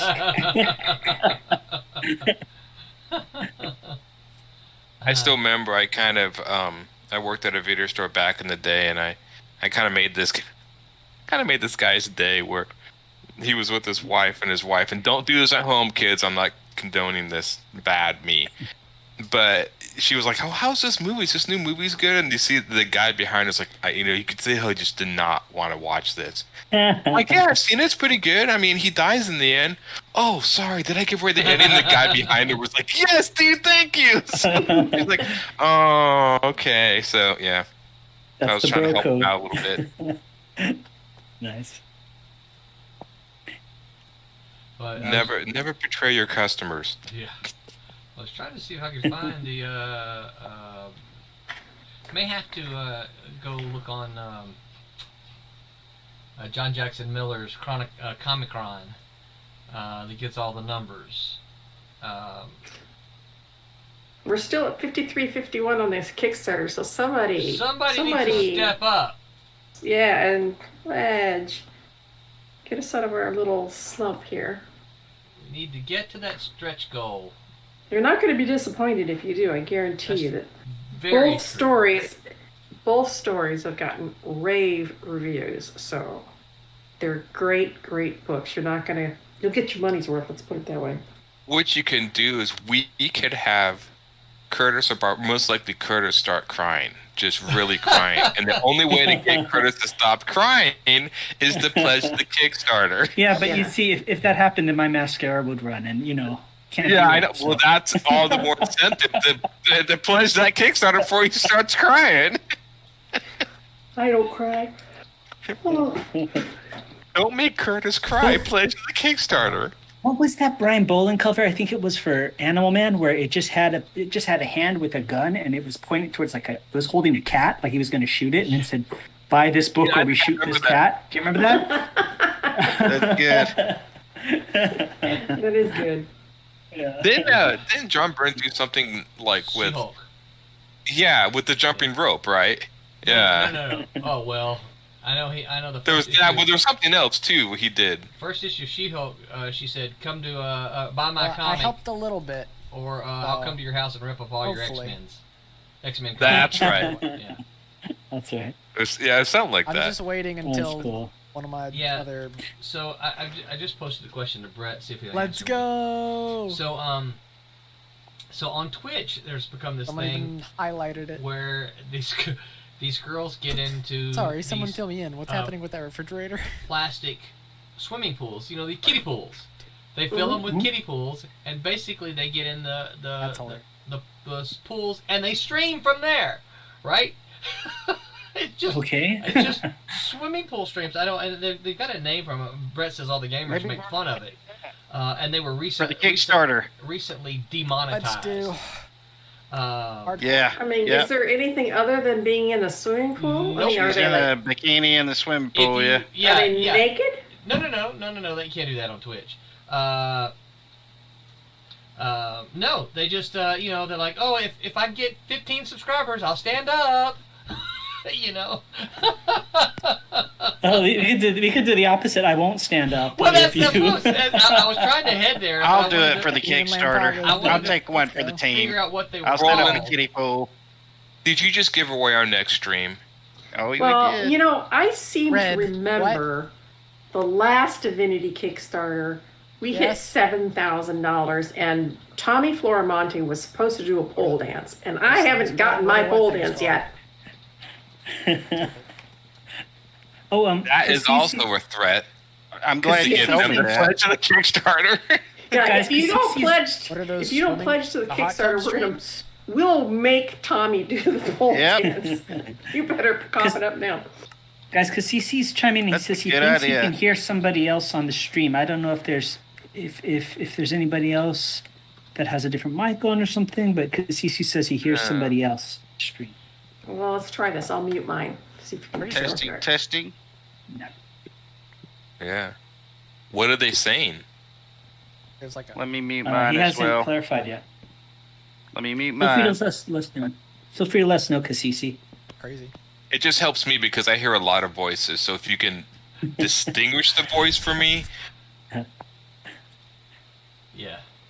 Yeah, I don't know. Okay. Okay, I'm off mute. Could be voices in one of our homes. Could be. I don't hear any of mine. I don't either. He Yeah, says he no, hears here. a young voice. Oh, nope. I don't know. Not my place. Male, female. yeah. I have little ones. They're in the other room. It could possibly be that. I don't Oh, know. I don't hear anything. the refrigerators and read something. He heard. How did he hear? That's Brett. That on his stream. What the heck? Yeah, How he- did he pick that up? It's a bleed over. Unless, okay, so Brett was telling me about this. If I play something else, so let me see if y'all tell me if y'all hear this. Oh, I don't have the volume. Oh, he's not saying anything now. I heard it a bit at first. I heard an echo of Roland's voice for a bit Kinda there, worked. but It did. no. If you hear cardinals in the background, that's It did me. kind of work. All right, The last time you I were told on- him to say hello, Silverline.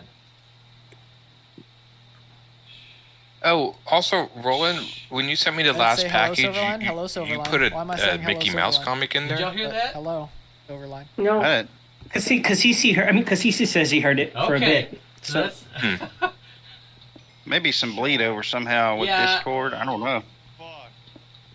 Go I'm back done. and examine the footage. So what's happened is, apparently this is the way OBS works, and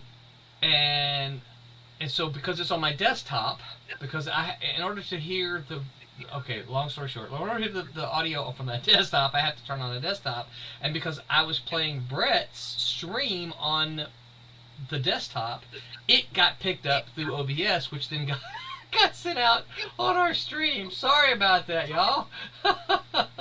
I was trying to ask Brett what those things were. He goes, "Hot tub streams or whatever."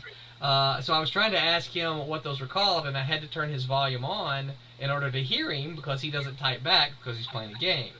So, but he can read the comments, but then he responds to them audibly. So, yeah, that's I have to remember that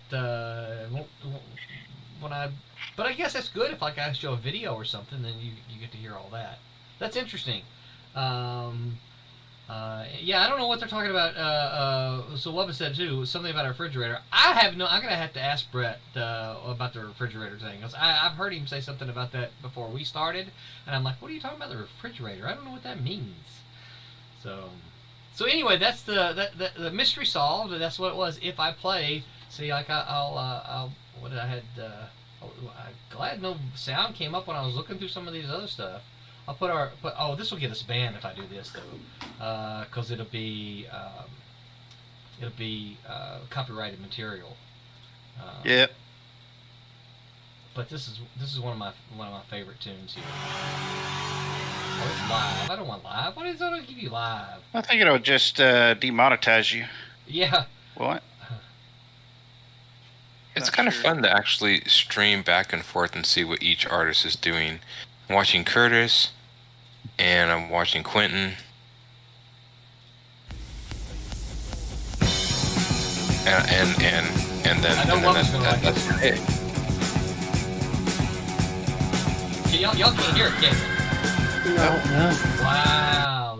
I know the stream hears it, but that's interesting. So I know Wubba will like that one, but I'll cut it off so that they don't grab us for copyright infringement. Because Pistol CC heard ball. it too, yeah. So, because CC is a great song, yes, it is, and it's I was playing the Immigrant song, so you know. Oh, nice. Yeah, the thing about it is, I liked it before everyone else liked it, and everyone else liked it only because it was on Thor. It's like, really, come on. Oh, it's my ringtone on my phone. The Immigrant song And is? the Immigrant song's been around for years. Oh, Yeah. cool. I was surprised, and when they put, because I know Led Zeppelin music is expensive to get, so when they put it in Thor, and I'm like, they must have had to spend a chunk of change to get that song in that movie. Because Oh, I yeah. know that people do. You have to spend a pretty decent amount of money to get rights to those. So you saying AC/DC is cheap? What? Because they're all over Iron Man movies. Oh, well, AC/DC. I don't know. Maybe that. Do they hear it in Iron Man? I thought it was just in Ragnarok Thor. No. AC/DC is in Iron Man. Yeah, ACD. Well, yeah, Yeah. ACDC. Yeah. I hear that. Yeah. That's my Everybody's ringtone. that. Yeah. It's my ringtone. So what did the change aside? What did you guys think about? I know this is kind of weird, but Warner Brothers being sold to Discovery. Did you guys hear Fascinating. about? That is fascinating. Yeah. I'd be Going to curious. be interesting to see how that all shakes out. I think it might be an actual bonus because I think Discovery is going to want to, like AT&T. It was always so weird because AT&T is more communication company, so I was like, now they want to get into entertainment. So I think Discovery is going to be a better home for that stuff, DC and stuff. I hope I'm so hoping- because AT&T, all I've seen them do is fire people, Yeah, Yeah. hopefully I they'll build. want- I once told fire my wife, people and end projects. yeah, I've had an issue with AT&T's customer service so much that I told my wife, I said, I love you as much as AT&T loves bad customer service. And that's a lot. So, He's like, oh, How sweet. I know, kind of, right? Yeah. because people were talking about, could this be, as always, is this going to be the end of DC Comics? And I actually don't think. I think if anything, it's going to help DC Comics with this, even the comics area. I'm hoping. Not, and maybe I'm being optimistic here, How but do you I think. think? How do you think it'll work that way? I would just hope that Discovery would want to eventually start testing more. If they're actually using comic books to test shows or ideas for possible shows, then maybe you actually get a boon in them distributing more comics for testing ideas for shows. Since they're much more of a media maker than AT&T was. But then I could be wrong. I mean, it could be, they can go I don't know. I mean, it's weird. I get a feeling. I mean, we've talked. I mean, I think people talked many a times whether if DC and Marvel ever disappear, which they won't disappear completely. They would Right. just be. They would just be sold to other. They would basically sell the licenses. But I could see them stopping floppies and just doing graphic novels because I think the people who would buy the licenses would be more interested in graphic novels than floppies. So I could see that stopping or slowing down. Yeah. There's So- a lot of companies with some familiar properties that are in trouble. I mean, I know that CBS, Paramount, they stay in trouble with the Star Trek, and they're kind of staying in the red. I'm just wondering how long before Disney decides, let's have some Star Trek, and decides to, pull the hammer back on them and take them, and and then the WB characters, imagine them being at Disney. Holy moly. Yeah. That'll be a mess. You would think if it gets to that, do you think anti-monopoly laws would come in to break that up? Who knows? Well, so I'm surprised it hasn't happened already. I am I'm a too, little because- surprised too, to be honest, Curtis. I'm a little surprised Yeah. at that too. Because it seems like the whole entertainment industry is being basically taken over by Disney, yeah. which it's just like, wow. It's a juggernaut, that's for sure. And if we're not careful, it'll become a monopoly. Uh-huh. But the thing is, COVID was such a huge hit on the entertainment industry. Yeah. And I mean, how many movies were put out last year? Very, very few. I don't know. Yeah. We're getting- Yeah, I and know- places like Warner Brothers and CBS, they were already Yeah. in trouble. Yeah. They were already having some issues, and then that happened, and Mhm. Well, like Uh, even A Quiet Place 2 was advertised last year or year before, and it's just now coming out theaters. Only about 10% of working actors are actually working right now, Yeah. Yeah. Yeah. which is scary. Yeah. You know. Roberta sent a message here. Some of you might see it. I told her we were missing her. She said she misses us. She says she's in a car and won't make it back in time. Miss you guys. So, yeah, we miss you, Roberta, and drive safely. Yeah. Yeah. Yeah, we'll see you next time. So, yeah, sorry, I don't I know. missed I was last week as well. But we went to San Antonio to get away. We hadn't actually went away anywhere since last March, my wife and I. And that's when everything was really kicking off. Mhm. And Yeah. last March we went to Austin, and we hadn't been watching the news because we had been working so much to try to get to go somewhere. And man, when we got to Austin, the grocery stores cleaned out, and everybody was wearing masks, and we were like, "What is going on here? These Austin people are crazy." And then we got home, and it was like it followed us home, and it was funny. And so we haven't really been anywhere in about a year. So we went to San Antonio, and it was a pretty good time. Good. Yeah, we're thinking about actually taking a 2-week vacation finally.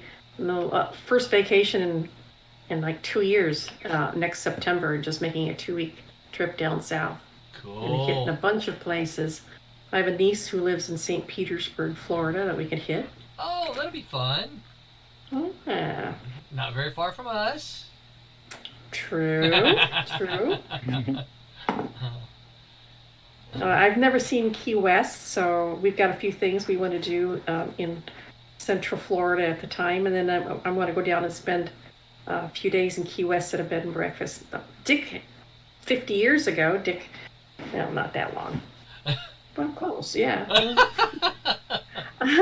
He spent New Year's Eve on Key West, sleeping on the beach. Really? And my son's been down there for the Air Force a few times, but it's on my bucket list, so I better check it off now. Can you sleep on the beach now, or would they like I don't think so. You'd probably get arrested as a Yeah. vagrant. Yeah, I wouldn't think you could sleep on the beach there.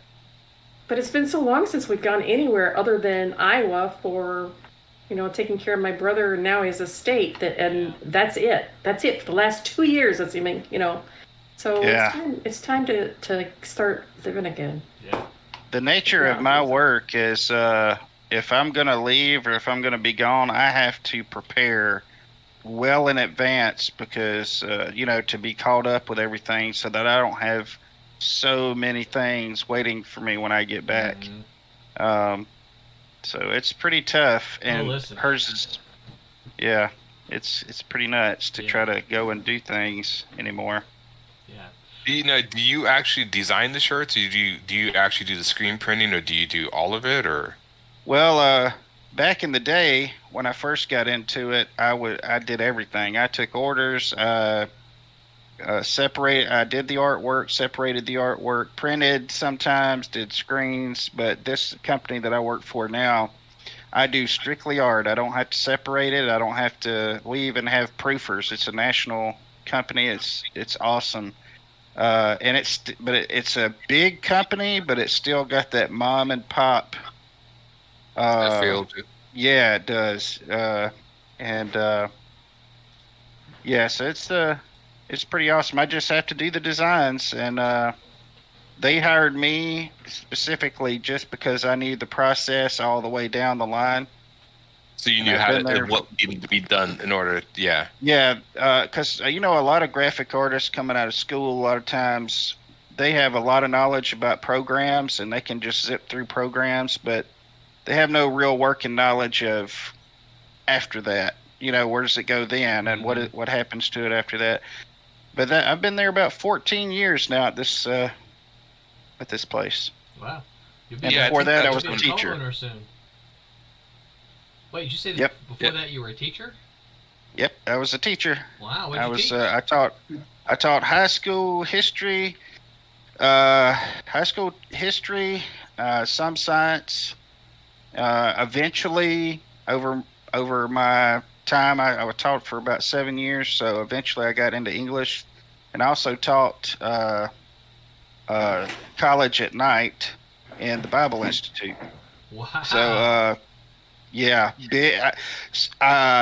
man, I was so busy that when I took this job, it was because of Katrina that I took this job. They had seen my artwork and offered to move me over.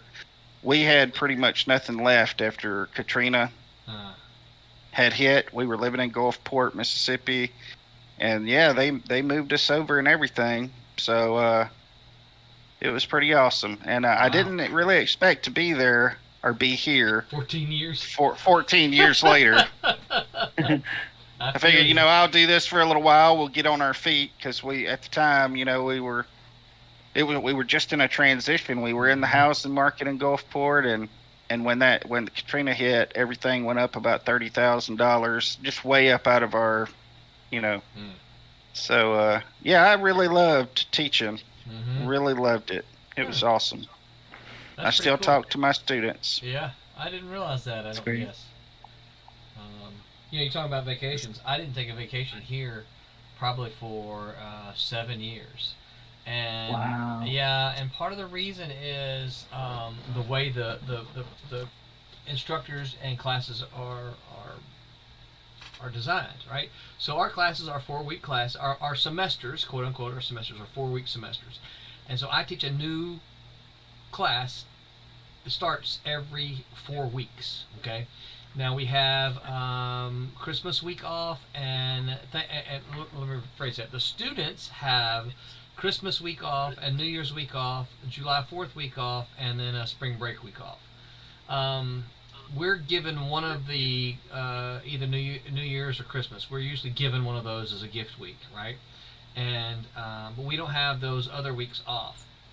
So if I take off, right? So if I have 2 weeks of vacation, if I take 2 weeks off in the middle of my class, what they do normally is tell me you have to shift your schedule so that you still teach those classes, but you cram it all into 2 weeks. You cram your 4 weeks content into 2 weeks. So I don't get a break. I just have to do everything faster. And I'm like, and so I never did it because I was like, I don't want to have to do 4 weeks worth of content in 2 weeks because that would just that'd be murder, right? And so when I got up to 3 weeks vacation, which was a couple years ago, I said, well, look, let me take December off. It's a pointless month anyway. I said, let me take December off because the first week of December is actually the week of Thanksgiving, and the university closes on noon on Wednesday and then Thursday and Friday. So really classes are only Monday and Tuesday of that first week. So I'm like, if I take the 3 weeks off of December, they'll gift me one of those weeks, Christmas or New Year's, and so I'll just take Christmas off. That gives me 4 weeks straight. And if I count Thanksgiving, that gives me 4 weeks and 4 days or something like that. So I did that, I want to say about 2 years ago now. And it must have been 3 years ago. Absolutely loved it. So I did that the next year. And so I did it 2 years in a row and basically just took the month of December off, which is really, it sounds like the entire month because it kind of was, but it was just 3 weeks off. As far as working goes, I wasn't able to do that this last year though, because the other thing is, right, so that's the first part that I told you about, but the other thing is, and up until I think it was 2 years ago, not the first time I did, the second time I didn't, if you're going to take a vacation, it's your responsibility as the instructor to find someone to teach your class. And I'm like, wow. Right, no. And the thing about it is, you can't just ask, your next door colleague, hey, will you teach my class? Because Full Sail has certain specifications, like everybody has to be, certified to teach a class, right? So not all the teachers are certified to teach every class. And so, the last year, I'm like, I can't look, that's not my job to find somebody to teach my class. It's your job. You're the boss. I want to take a vacation. You find somebody to teach my class. And so they did. But Well, that's good. yeah. Yeah, I never liked those kind of non-committal things. Like one of the reasons why I left the video game industry was because there was just no way I could keep working in video games and hope to teach martial arts classes every evening, Yeah. And they would play games. They'd be, you start a job, you say, hey, well, can I leave at such and such time? Well, if you can get all the work done, you can. Well, when the workload is the workload of somebody living in the office, it's just not going to happen. So Right. it's that catch-22, right? Yeah. So that's the game, I guess. Yeah. But yeah. And then, of course, Yeah. I don't know exactly, but when you have to depend on someone else to do their work, and you don't get it until 3 o'clock in the afternoon, like, I can't do my work by then because you can get it to me. Yeah, exactly. Like So we- are you going more of a manga style, Curtis? A little Yeah, bit? I've always liked manga, anime, so that's kind of Yeah. the visual style I'm going for. Yeah, I like And- it. I like the guy with the hair. Does he have a scarf on? Yeah, so I'll show you. I'll switch it to the character design. So yeah, this guy. So this is okay. this will be. So this guy is these are brother and sister kung fu students. And this is Cletus. Last name is Lowe, and this is his sister, Bobby Joe Lowe. So they're brother and sister.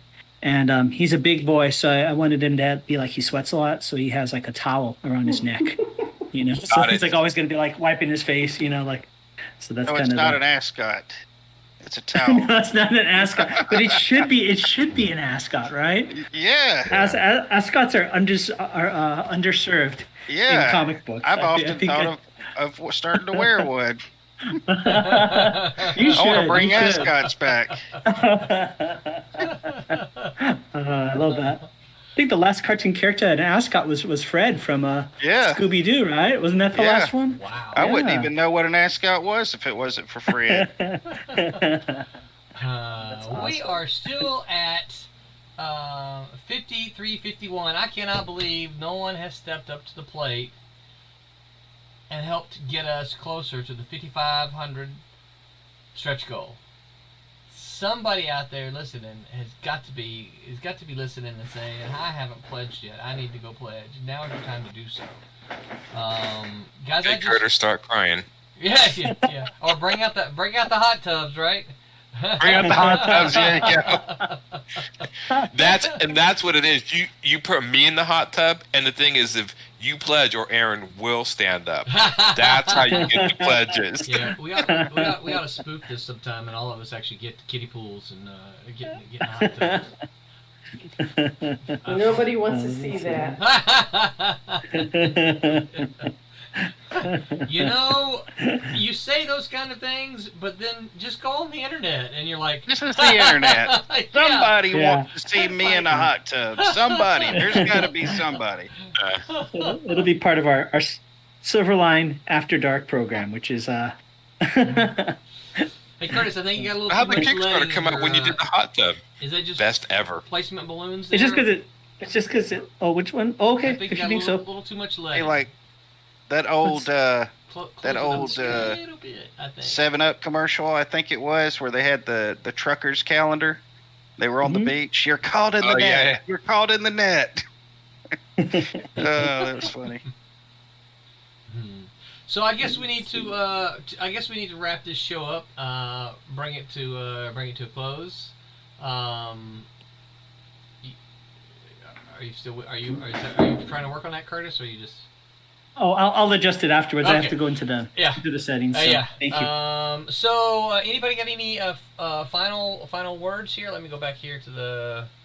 Anybody got any final words? Any? Well, Any words I'd of say, wisdom? As much as we want everybody to continue, helping us with our Kickstarter, but we also want to thank everybody Yes. for everything and getting us to this point. I think, at least from what I've seen, I think this was one of our most successful ones thus far and most rapidly moving ones. Yeah. And Man, right out the gate. Yeah. Yeah. And So- if you so we- can't contribute financially by purchasing, please, something almost as important is sharing the links out and encouraging your friends to take a look at the Kickstarter. Yeah. That's a huge help. There's still a lot of original art left for this. Yeah, I'm amazed actually at what is left. Let's go That see if I is can absolutely fantastic art. find a way that I could actually share this real fast, just to kind of go over some of that artwork. But I can't find the folder here. Let's see, Kickstarter. While you're doing that, Curtis, what when you're inking, what kind of size do you like to use for your nib?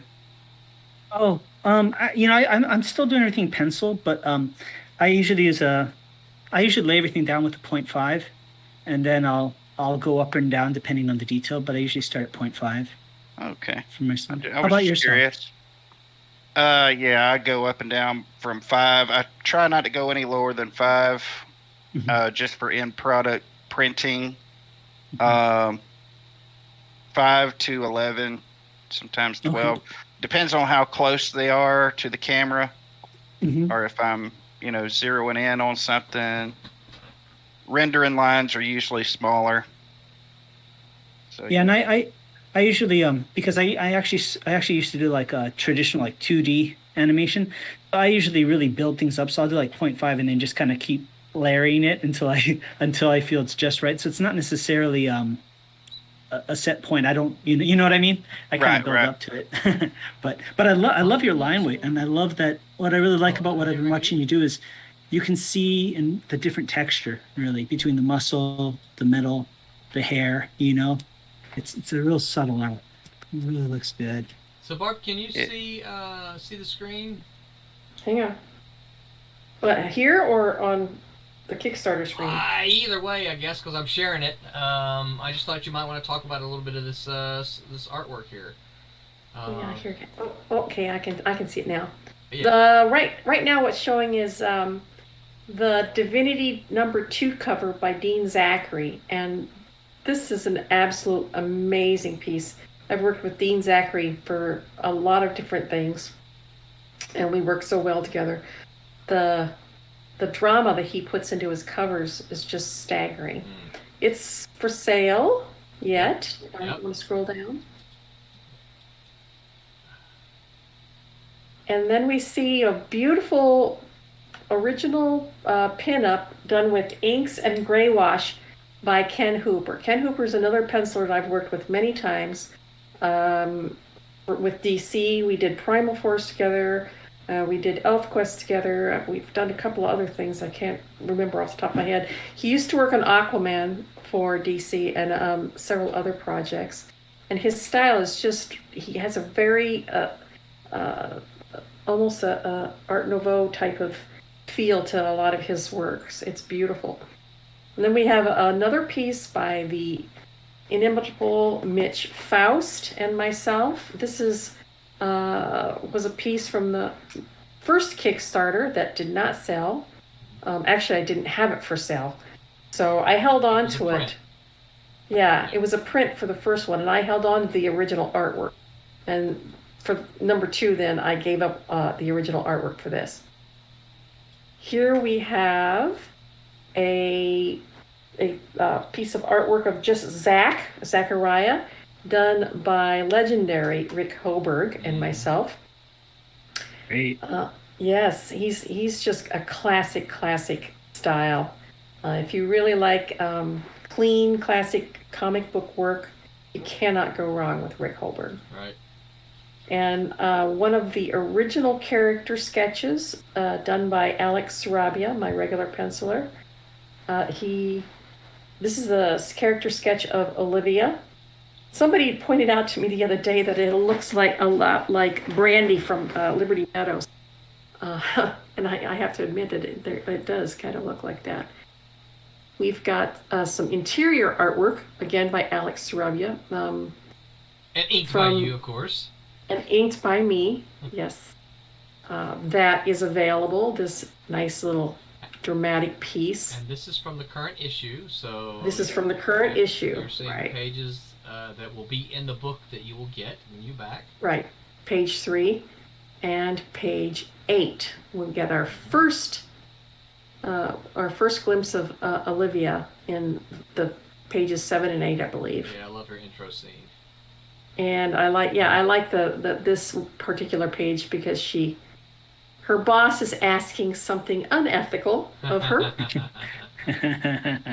Gee, I wonder what. Uh-huh. And Forget and she HR. gives- Boom. Yeah, and she gives him her answer. Nice. And then we've got some penciled pieces, pages from issue 1 from Alex. Mm-hmm. I really like penciled pages because it is the true essence of the original artwork, untouched before the inker, like myself, Yeah, gets to I it, or love to colors. see pencils. Yeah. Love it. Yeah, and his are so clean. Yes, they are. They're just beautiful. You don't often get a chance anymore to get just pencils. A lot of the stuff being sold at conventions is inked pages. So a chance to get it in its most raw form is always an opportunity to snatch up some good art and to study it too. I mean, I know a lot of people have bought my pages inked and uninked simply to study it. Yeah. They'll Yeah. take it. Well, Yeah. that's me. That's what I like to do. I like to get stuff and pour over it over time too. I A will lot of the books sell. that I have.